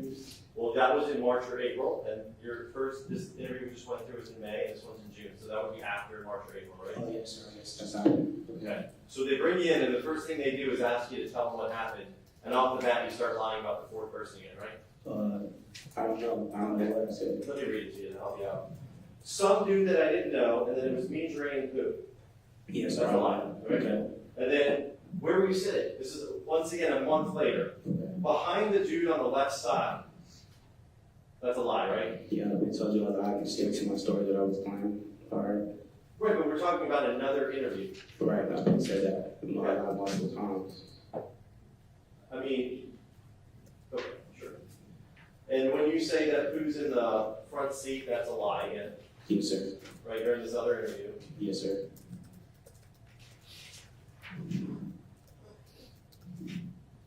And then when the detective confronts you, and he's like, we're showing you that it's not you, you still say, I'm telling you the truth. There was 4 people in the car. That's a lie again. Yes, sir. And then he confronts you again, and you say, but I'm telling you the truth. There was a 4th person in the car. That's a lie again. Yes, sir. I lied.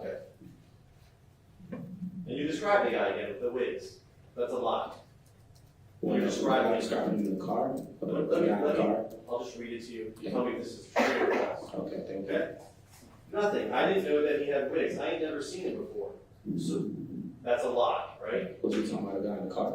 Yeah. You want me to read you the whole context of everything? I mean, just a little before that, give me a better, like. The detective says it matches up with the evidence a heck of a lot more than a guy that you're saying that you don't know, you've never met before, and you just happen to show up tonight, and there's a shooting of Manel. And I understand that you're here. I understand, and then you say, I understand what I'm risking, but I'll tell you, there was a 4th person in the car. Okay. And they go, That was a lie. Yes, sir. I apologize. I just didn't know what you was saying. sure, sure.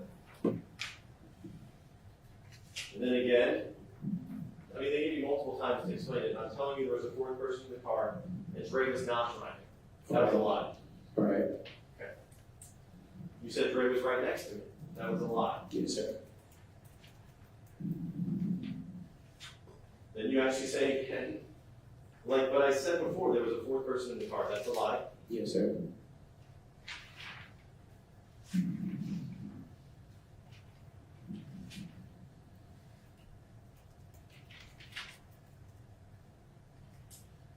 Then during that interview, police say you guys pulled around and you shoot at him back.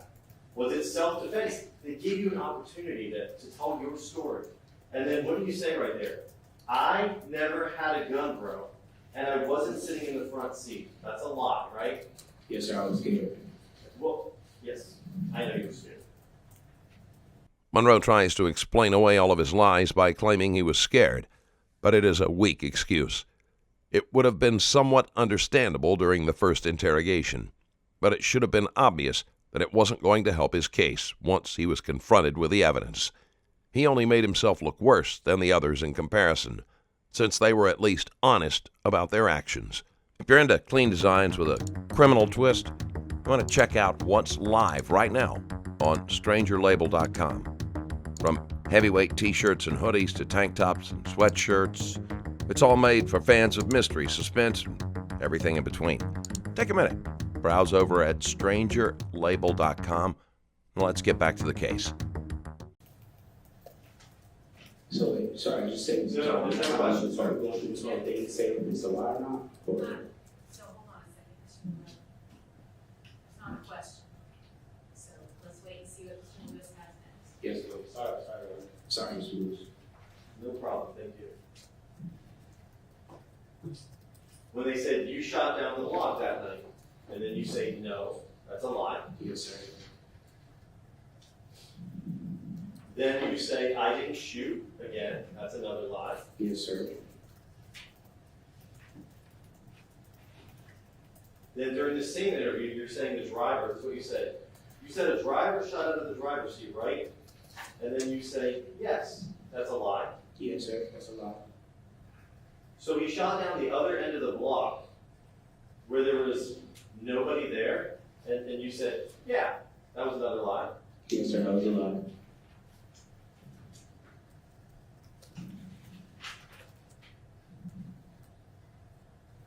They asked you what caliber gun did you have? And you said, I didn't shoot any guns.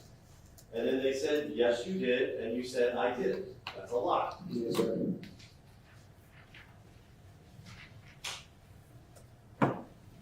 They were both Dre's guns. Another lie.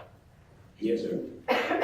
In fact, you took the gun with you and you kept it in your person when you left your house, correct? Like when I left that night? Yeah. Oh, yeah, I had another one. Yes, sir. And you had it tucked in your waistband or your pocket? Yes, sir. It was concealed. Okay, you had a concealed gun that night, correct? Yes, sir. Okay. And you didn't have a concealed weapons permit, did you? No, sir. It was legal.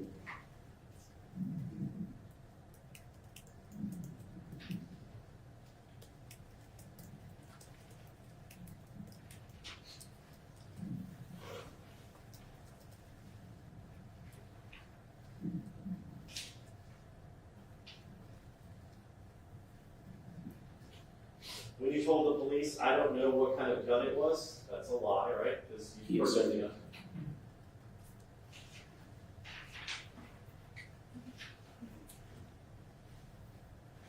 When you told the police that night that Dre and Pooh took the guns when they left, that was a lie too, right? I don't remember if I said that, but if I did, then yeah, that's a lie. Cause I have my gun still. Right. So let's break down what you say happened. Okay. How long was it that, so you guys, Terrell Sampson shoots at you, right? You're on the corner there. I guess that's who shot us. I really don't know who Well, shot I'm me. gonna break it down. So the first time you were shot at, Yes, sir. whoever shot at you, those 4 shots, correct? Yes, sir. Then you said you guys sped away and came back, right? I said we turned down the street, went down some street. Like I said, I'm not too familiar with Chanel. I'm not, my memory's not 100% of that night, but I do have a pretty, like I said, it's a traumatic experience, so I have more memory. Like I said, I remember we came down the street, we get a shot at. We turned down the street, and then Dre's going, and then he turns down some other street at higher speed, and then it turned again, and then going down another street at a high rate of speed, and then this street that was going down, and then he going fast, and this is where like we about to there's this side where we just got shot at, like this street we just got shot at, and then there's another street that we're going by. I understand. Okay. So it sounds to me like you guys were driving super fast after getting shot at initially to get back to where you got shot at again, correct? I mean, that's the exit way to the highway. So I just need to listen to my question. No, I hear you. Okay, well, you guys drove fast after Terrell Sampson. We didn't drive, Dre drove. I had no control of the car. Okay. Were you in the car with him? Yes, sir. I can force him to drive when he's driving. I'm just gonna ask you some questions, just yes or no. And I'm giving you answers. The car you were in, being operated by Dre, Yes, sir. drove quickly after Terrell shot at it, correct? Yes or no? Yes, sir. And then you drove down one street fast, quickly, correct? Drove down a couple streets fast. Well, we're gonna go street by street. You drove down one street quickly, correct? Yes, sir. Drove And down then the street.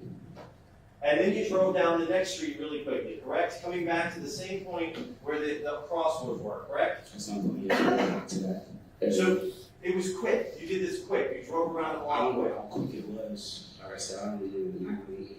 Couldn't time it, like, you feel me?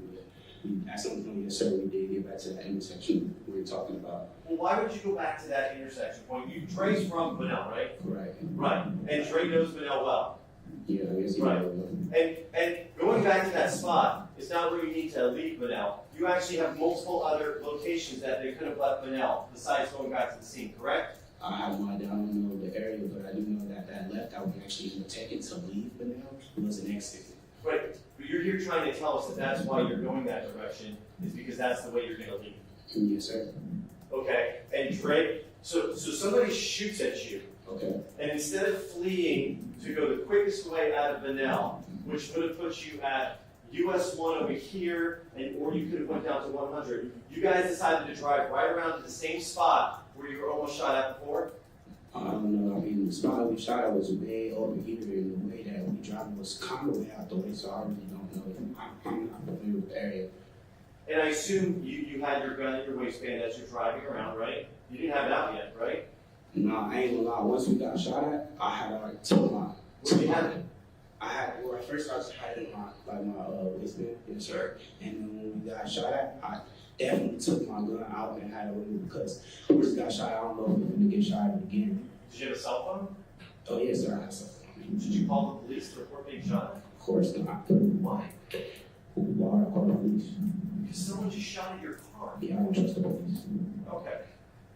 So instead, you, like Wyatt Earp, take your gun out yourself, Okay. and you're prepared. Right, that's what to protect myself in this area because somebody just shot at me, which I have to do to protect myself. Okay. So you take your gun out. Where do you have it as you're circling the block? In my hand, Where? Is it up here, over there, down to the left? in my lap, in my hand. In your hand, where? I just told you, in my lap, in my Okay, hand. lap in your hand, right? Yes, sir. Do you have the window down yet?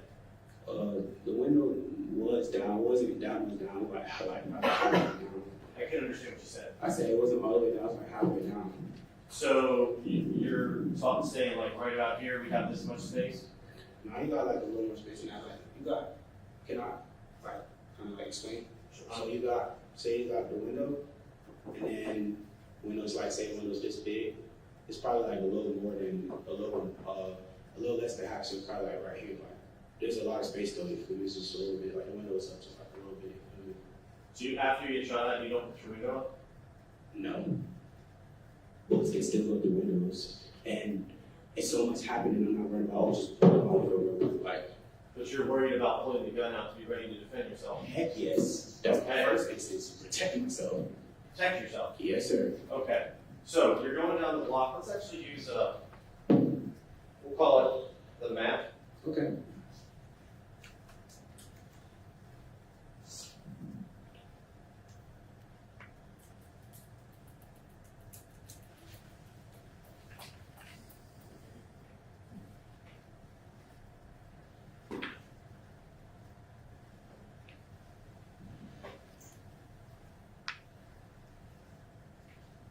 Okay. Should be a second. Yes, sir. My apologies.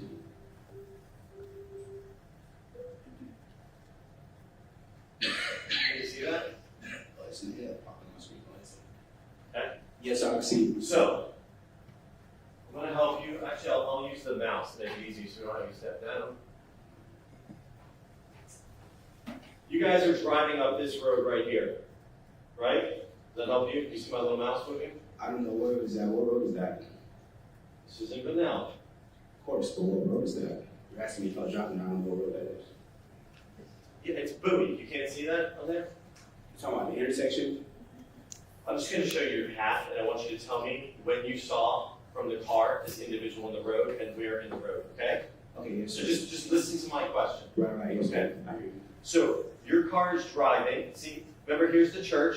So you guys are driving, and you pass this way, and this is the intersection where you all let out the shooting at, right? Right out this intersection, just to make it easy for you. All right. Where are you on the road when you see this person in the roadway, and where are they? Well, we get a little bit to the, we at the edge. So at this point, we like right at the edge. So- and I see a person with the rifle aiming at me, and there's good people firing at me now, you know? So now I pull out my gun and I shoot. Right. And they jam. Right. So I'm just going to try and, if you just listen to the question. Right.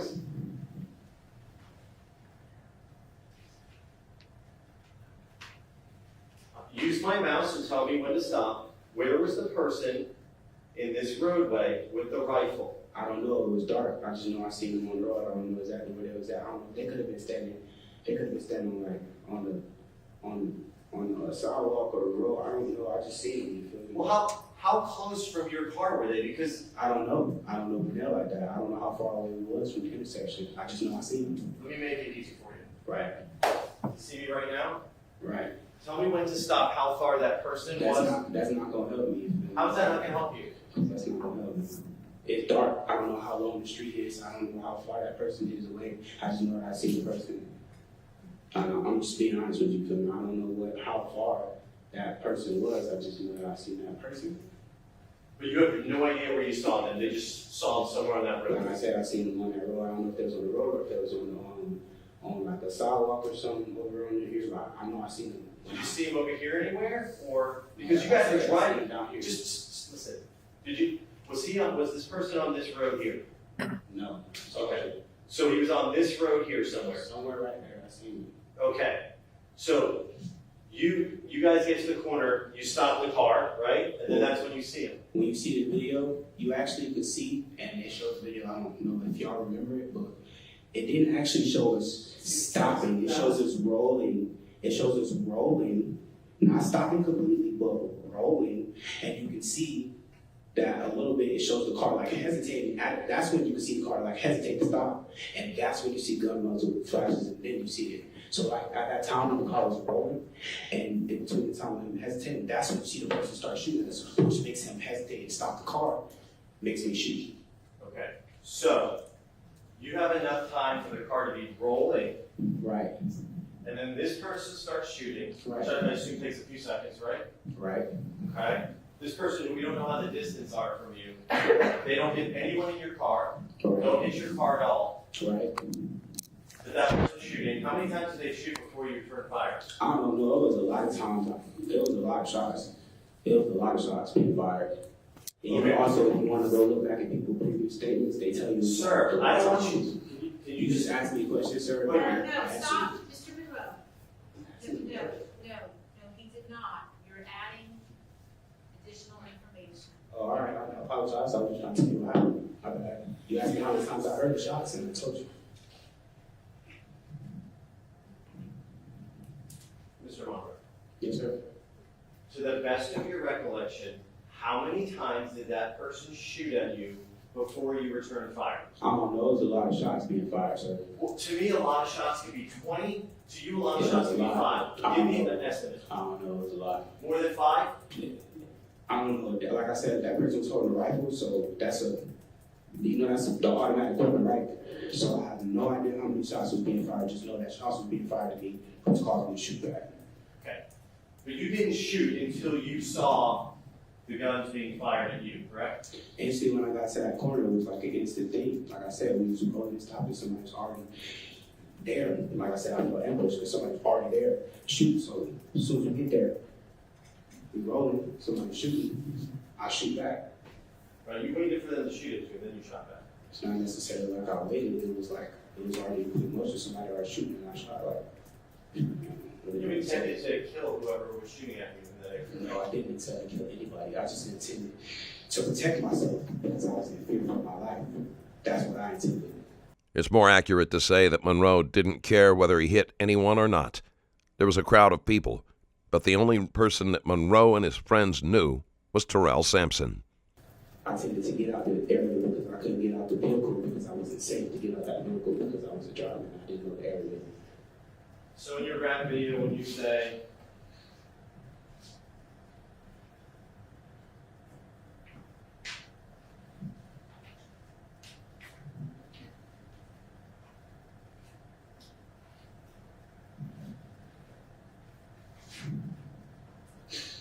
don't get me hyped, because once I'm hyped, I turn into a shooter.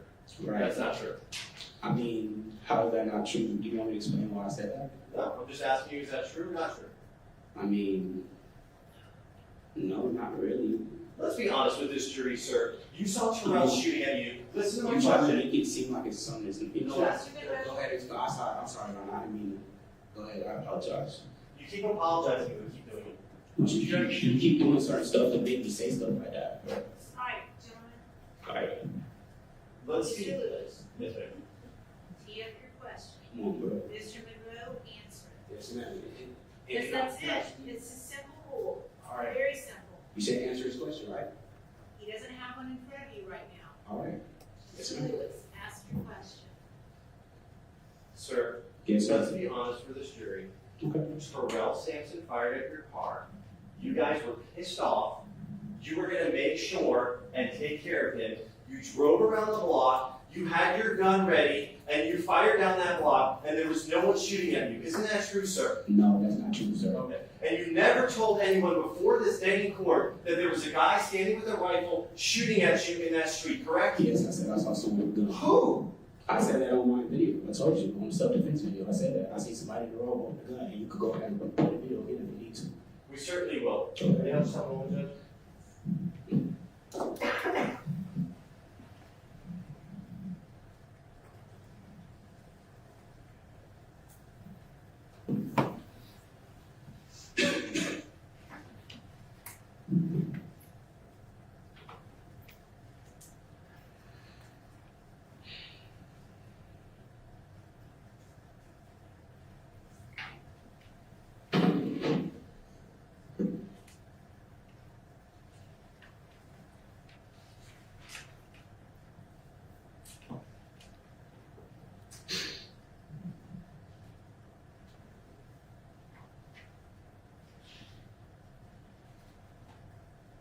And a pipe, that's a gun, correct?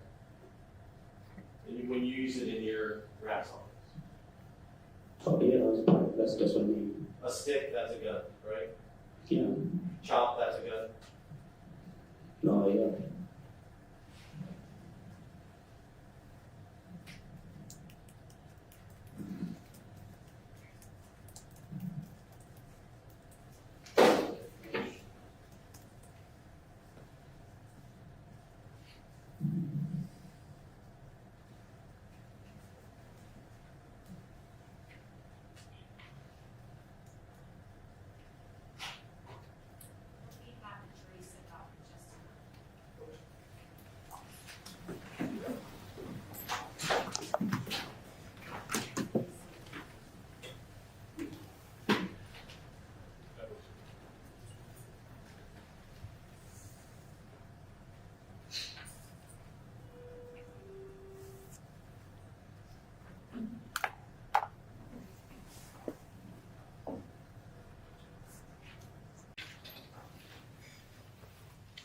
Sir, just one last question.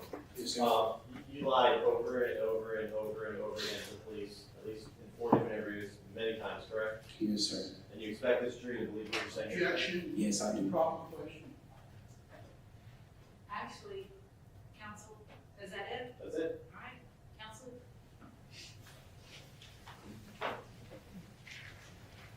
Mr. Monroe, Yes, sir. during your cross-examination, you kept referencing a statement that you had seen up here where you indicate it's consistent with what you said here. Yes, sir. I did. That statement that you're looking up here, that is the statement where you go from lying to finally telling the truth. Yes, sir. And when you tell the truth, you tell police officers exactly what you told this jury. Yes. I didn't tell them like the full on story because, like I said, it was still a lot in my head and things were still fuzzy. But for the most part, yes, sir, I did. I told them, "You want to explain it?" No, I know, because the jury can see the statement. All right. Yes, I did. That was consistent with what I was saying. But you tell them that Objection, Judge leaving. Stay. was this person aiming at you? Yes, sir. Right, nothing further. Okay, all right, so, I'm gonna, does the defense have an announcement? Yeah, the defense rests, Judge. Okay.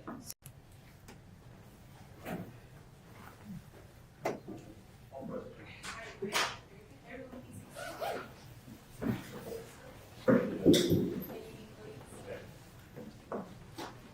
May it please the court and defense counsel, ladies and gentlemen, the jury.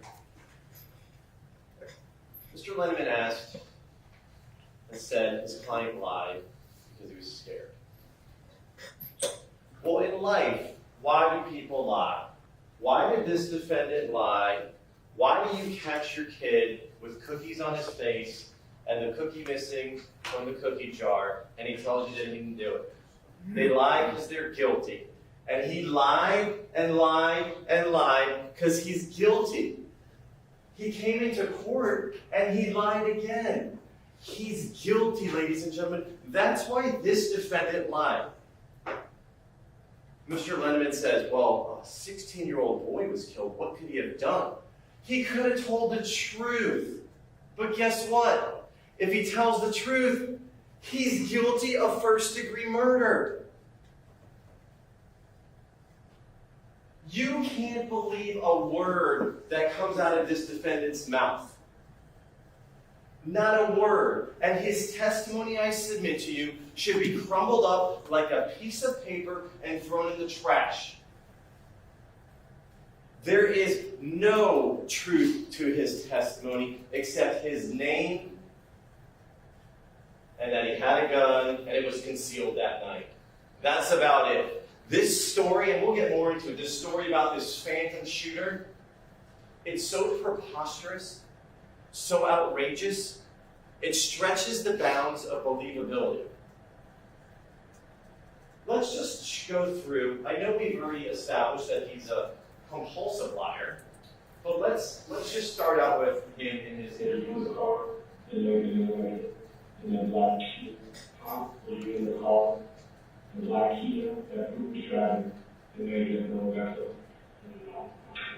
Lying.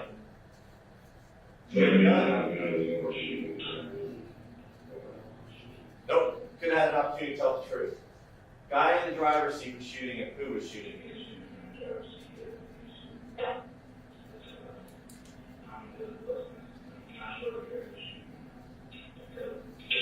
Lying. Guns from the music videos, are they? And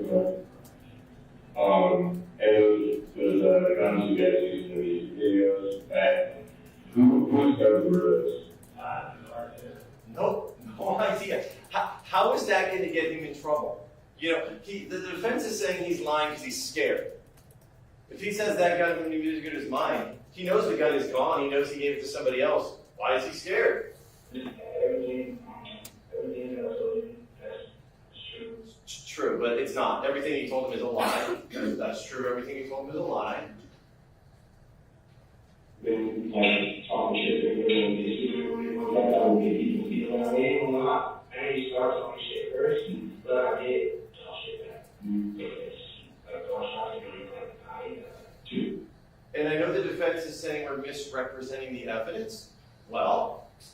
are his client's words, and these are the evidence. Were you talking shit? I ain't started talking at first, but I did talk it. Because they keep throwing shots at me, and I hate that life.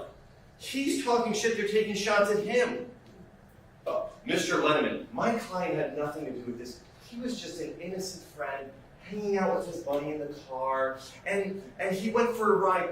If you believe this, he went for a ride that night to go get marijuana. Right, 5 hours after that threatening stuff in the car, and they just casually at 10 p.m. at night, not only are they don't go to a location, but they're just driving around there. So they think that there's going to be a marijuana dealer at 10 o'clock just hanging out on the street, just distributing it. It doesn't make any sense. What makes sense, based on all the evidence, is that this defendant and his buddies, his partners in crime, the three musketeers, all for one, one for all, they were pissed off that the other guys didn't come by. They were going to go settle the score. And I'll show you on the map. Mr. Lemon says we didn't give you any evidence to show that there was places to leave. I will show you there was. And Mr. Lenneman claims that the Sampsons didn't live anywhere really near there. The jury may have been willing to give Monroe the benefit of a doubt if they had immediately returned Sampson's fire and then left the area. Instead, they circled the block and engaged with Sampson again. Bunnell is a very tiny place, and as you heard the testimony of Lieutenant Roth, they lived in very close proximity. These guys are circling all around. They're circling around like sharks.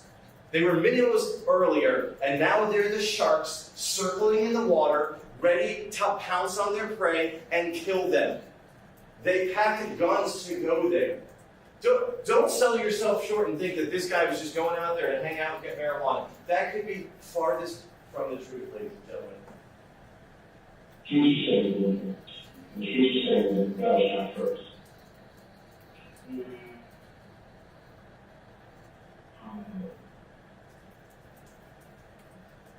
You remember?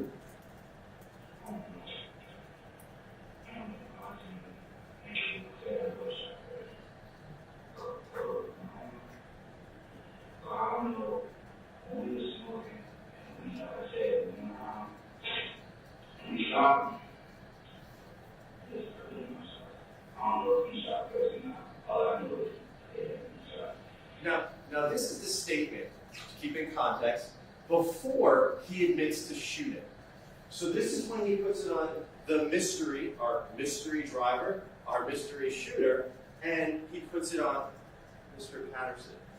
So what he's doing is he's taking himself out of this and putting a mystery person there, but that person is really him.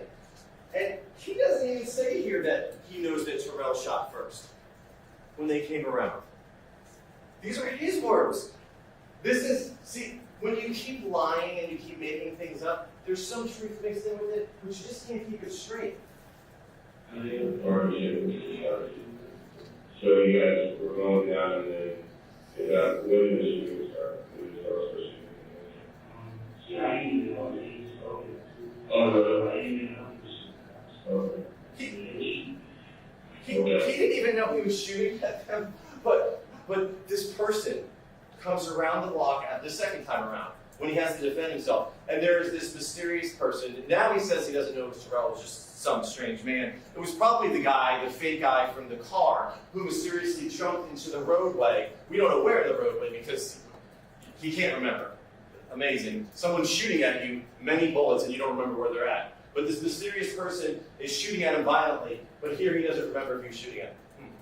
Interesting. That's just a few of what comes out of it. Everyone's shot. Tyrus Patterson shot. You shot. How many times did you shoot? That's the big question. You shot about that.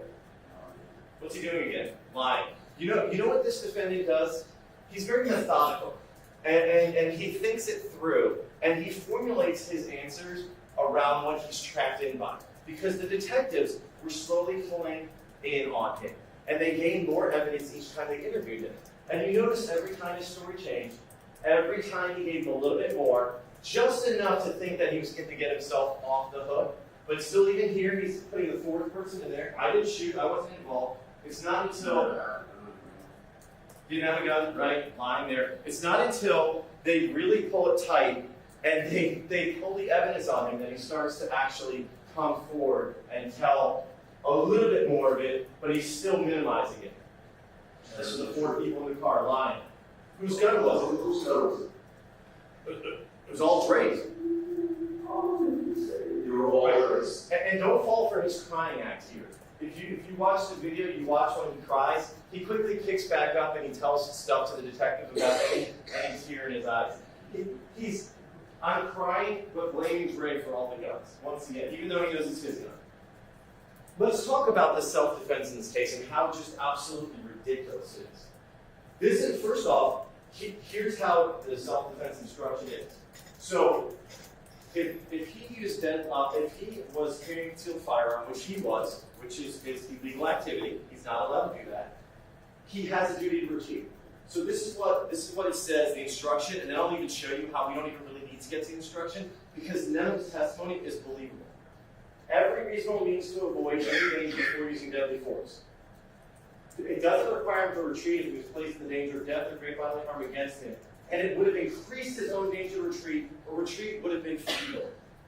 So when Terrell came and shot at them the first time they returned fire, that would probably be self-defense, right? Okay.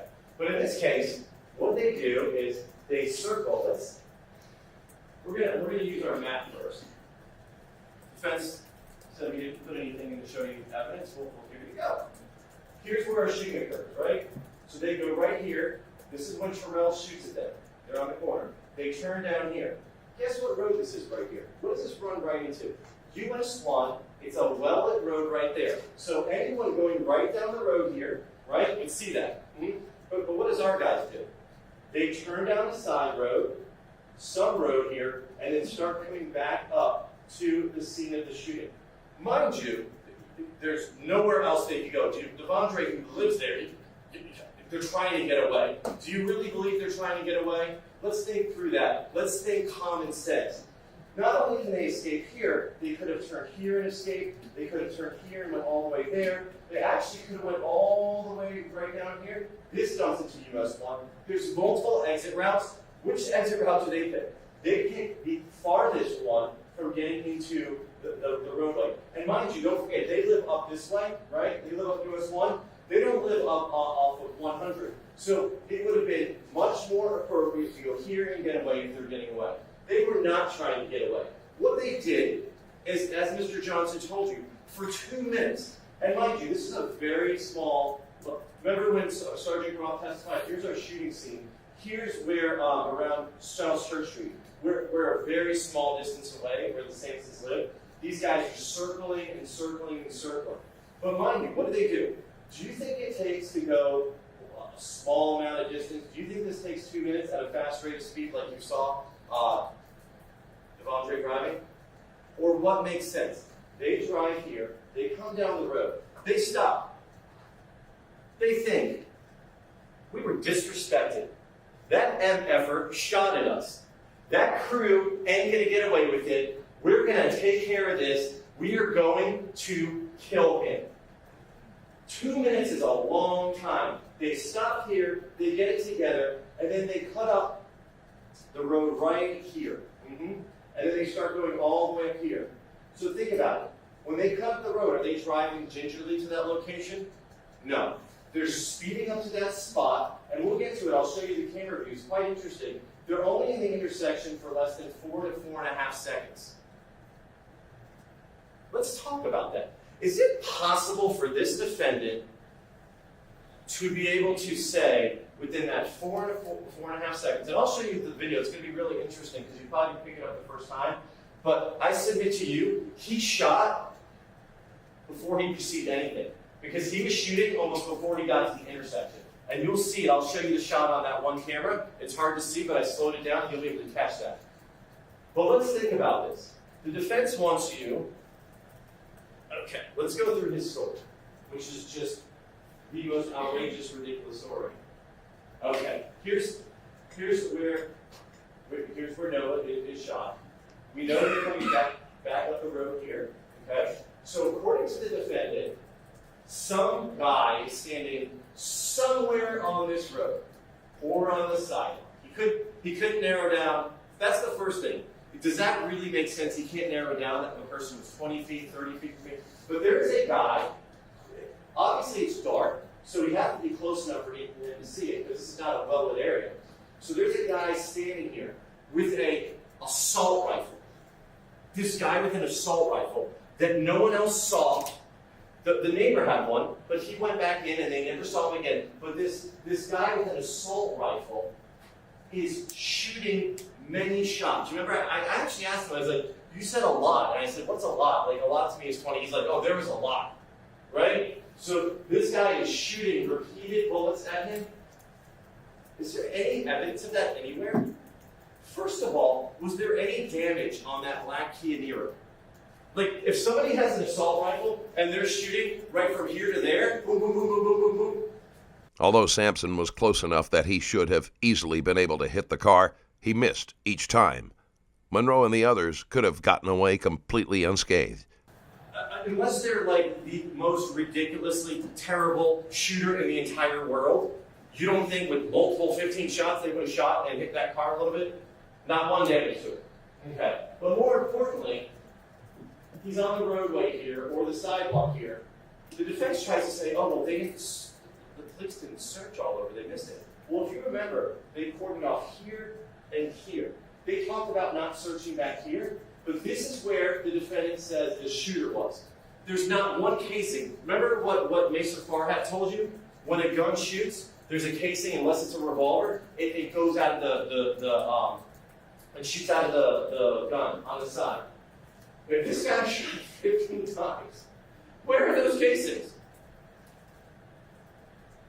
Officer Sanders got there within 2 minutes. Vanille's a small place. Within 2 minutes, he's there.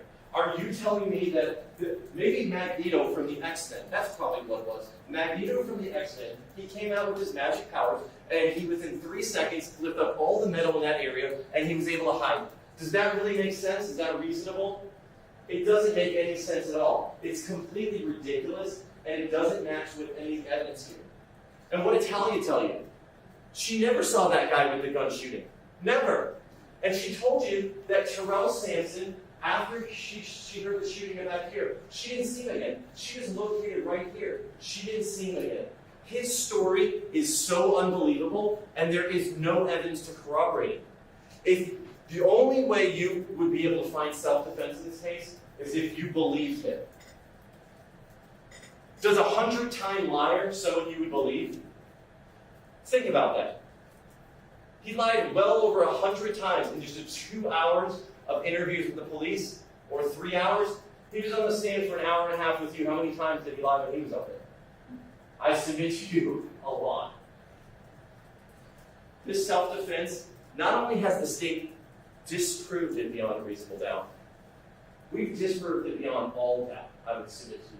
We've kicked it out of the park. We've hit a home run. There is no evidence besides the self-interest of the man sitting over there that there was a shooter in the roadway shooting at him.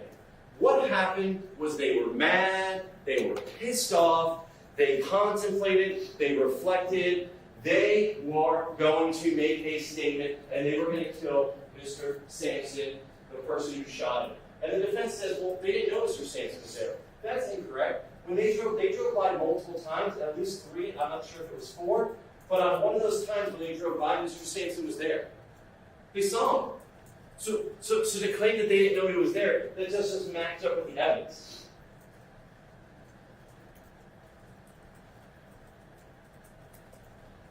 Two minutes and 5 seconds, that's how long it was going around. That's how long it takes for they can contemplate. That's premeditation, ladies and gentlemen. And here's pretty interesting. This was in his 3rd interview. It's helpful. Because, let's listen to it and talk about it.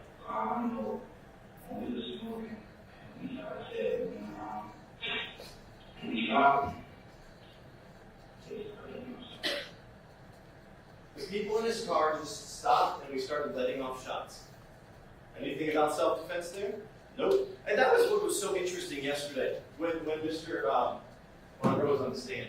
He said, like, yeah, I told the cops there was a guy in the road shooting at me with a rifle. And if you noticed, I was confused because I've listened to that statement probably 50 times. If you listen to that statement, there's no information about an individual standing in the road with a rifle shooting at him. You know why? Because he made that story up. He made the story up after 2 years later when he heard what evidence was there. Oh, Talia Hopkins saw a guy with a gun. That's great. I'm going to put that mysterious guy in the road light. Never told anyone before, but you in court today, and he's believable. Ladies and gentlemen, I submit he's not. Here it is again. This is once again where he's minimizing that he wasn't the shooter, blaming it on the other people. But if you superimpose him into being the other shooter, the second shooter, you'll see what was really happening.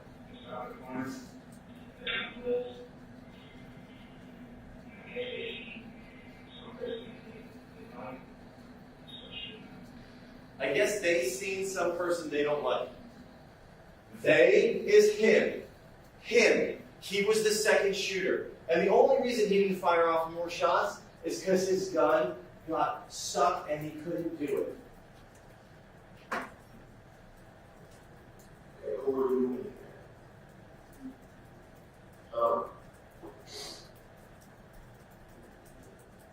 You were Amy Terrell? Amy Terrell. Right? And here's the best. The defense tries to say that his client has nothing to do with this. He's not involved in the beat. His words again, not making it up, we're not indirectly misrepresenting anything. Let's just listen to his own words. I inherited the beef because Dre didn't have nowhere to stay, and Pooh didn't have nowhere to stay, so I just stayed at my house. Okay? And then they were beef with me too. I was just being a friend. I was not feeling that nobody. Hurt my friends. Do whatever. Started running up on me. He wasn't going to let anyone hurt his friends. He inherited the beef. He got involved. So any assertion by the defense that this guy was an innocent bystander hanging out, that just doesn't square with what he's saying here. And it doesn't square with the evidence. Let's talk about the Instagram Live, because this is very much establishes the premeditation. I know we've heard this, I'm going to try and fly through.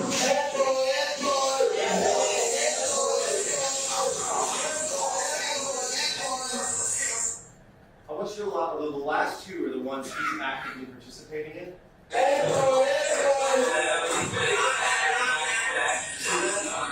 What Mr. Johnson said, he's the one taunting, as Mr. Patterson said it too.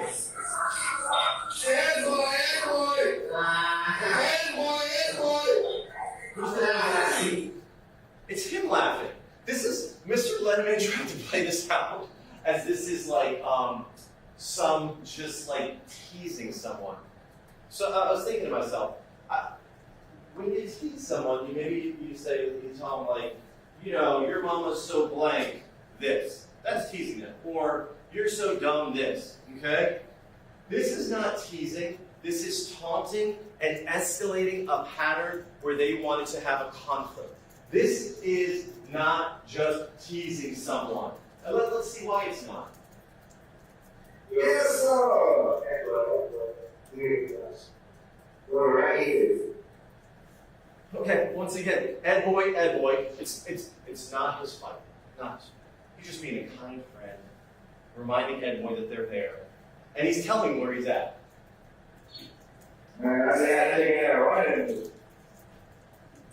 Ed boy. Who's laughing again? Who's thinking it's funny? This guy over here.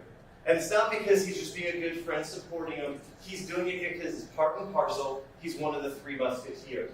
And what's interesting, if you listen to Mr. Patterson's thing, I had that boy running. He wasn't running because he was on drugs. Those words show he had him running. These two were chasing him. That's what those words mean, ladies and gentlemen. So don't the defendant, oh, we thought he was on drugs and it was just funny the way he was running. Really? Does that make any sense? So they're teasing a guy who was on drugs running funny? No. They're teasing him because they met up with him earlier that day and they got him running. They escalated the feud. They pushed it to a point where he was going to reach a fulcrum that day.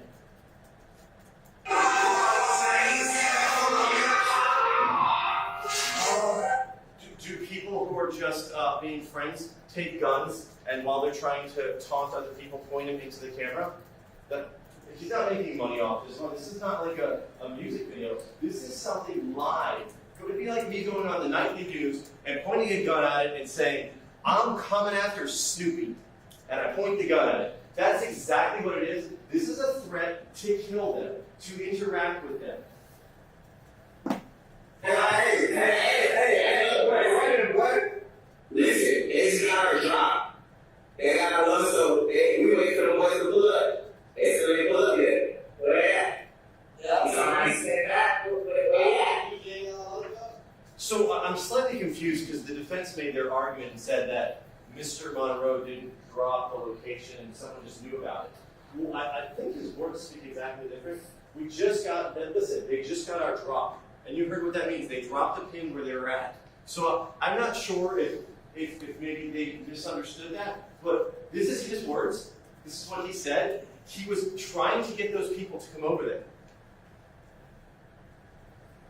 Oh, yes, man, nice time. Hello, cameras. Nobody be out at night time, though. Nobody be out in the morning. Yes, nobody be out in the afternoons. Nobody be out in the evenings. Yeah, nobody.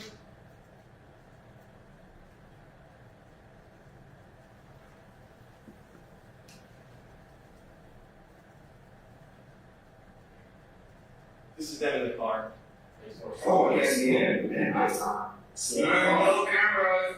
Nobody be out at night time, though. Nobody be out in the morning. Yes, nobody be out in the afternoons. Nobody be out in the evenings. Yeah, nobody be out. They want to catch someone at night. What happened in this case? They go down there at night to try and catch someone. These are his words. This defendant sitting there, he's not just sitting there folding his hands and behaving like a nice little person.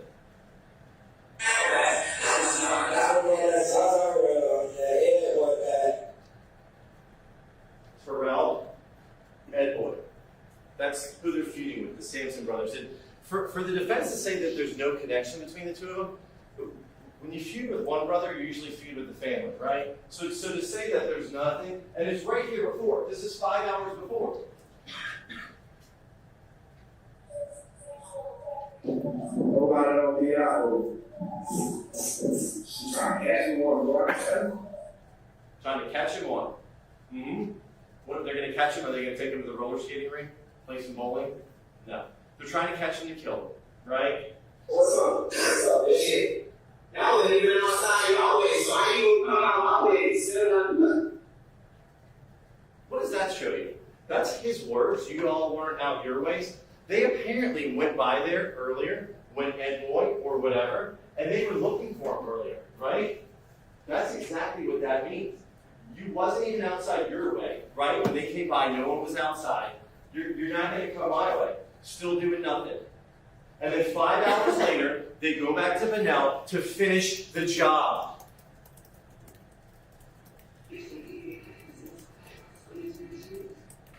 Those are his words. Bitch, don't get me hyped, because once I hype, I turn into a shooter. Do you think if someone shoots at you, and then you get pissed off and you're not hyped up, that he's not going to turn into a shooter? Let's listen to the rest of his song.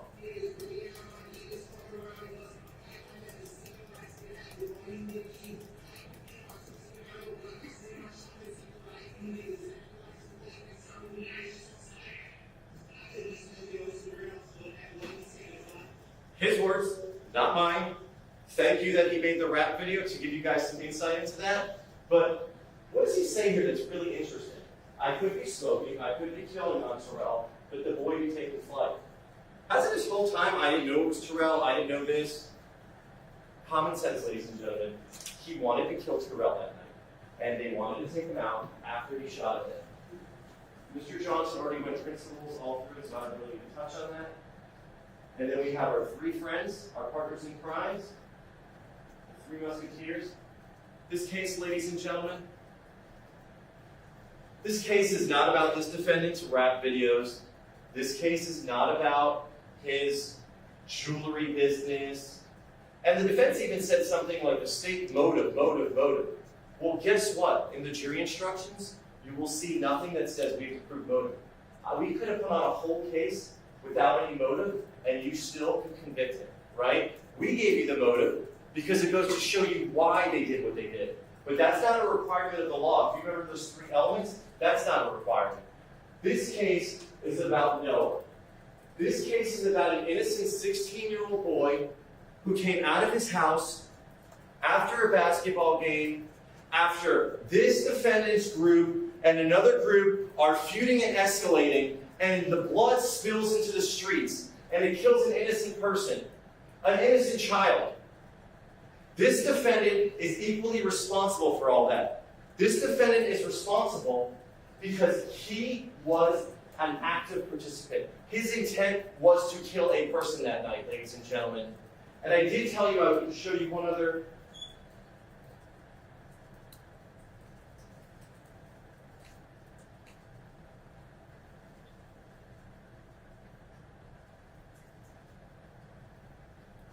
So this is that camera.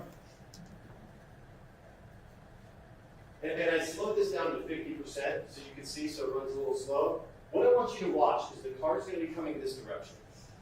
You'll see before the car even reaches the end of the block here, to be where you can perceive and see down the block,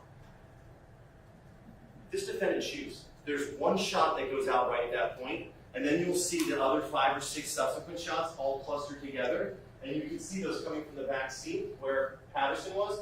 This defendant's intent, before he got into that corner, was he was going to open fire. Thank God his gun got stuck, because there could have been other dead people. After the prosecutor completely dismantled Monroe's story, it only took the jury 20 minutes to come to a conclusion. Stephen Monroe was found guilty of first-degree murder. He had been offered a plea deal, which would have reduced his sentence to 30 to 50 years. He declined, so he was sentenced to the maximum of life in prison without the possibility of parole.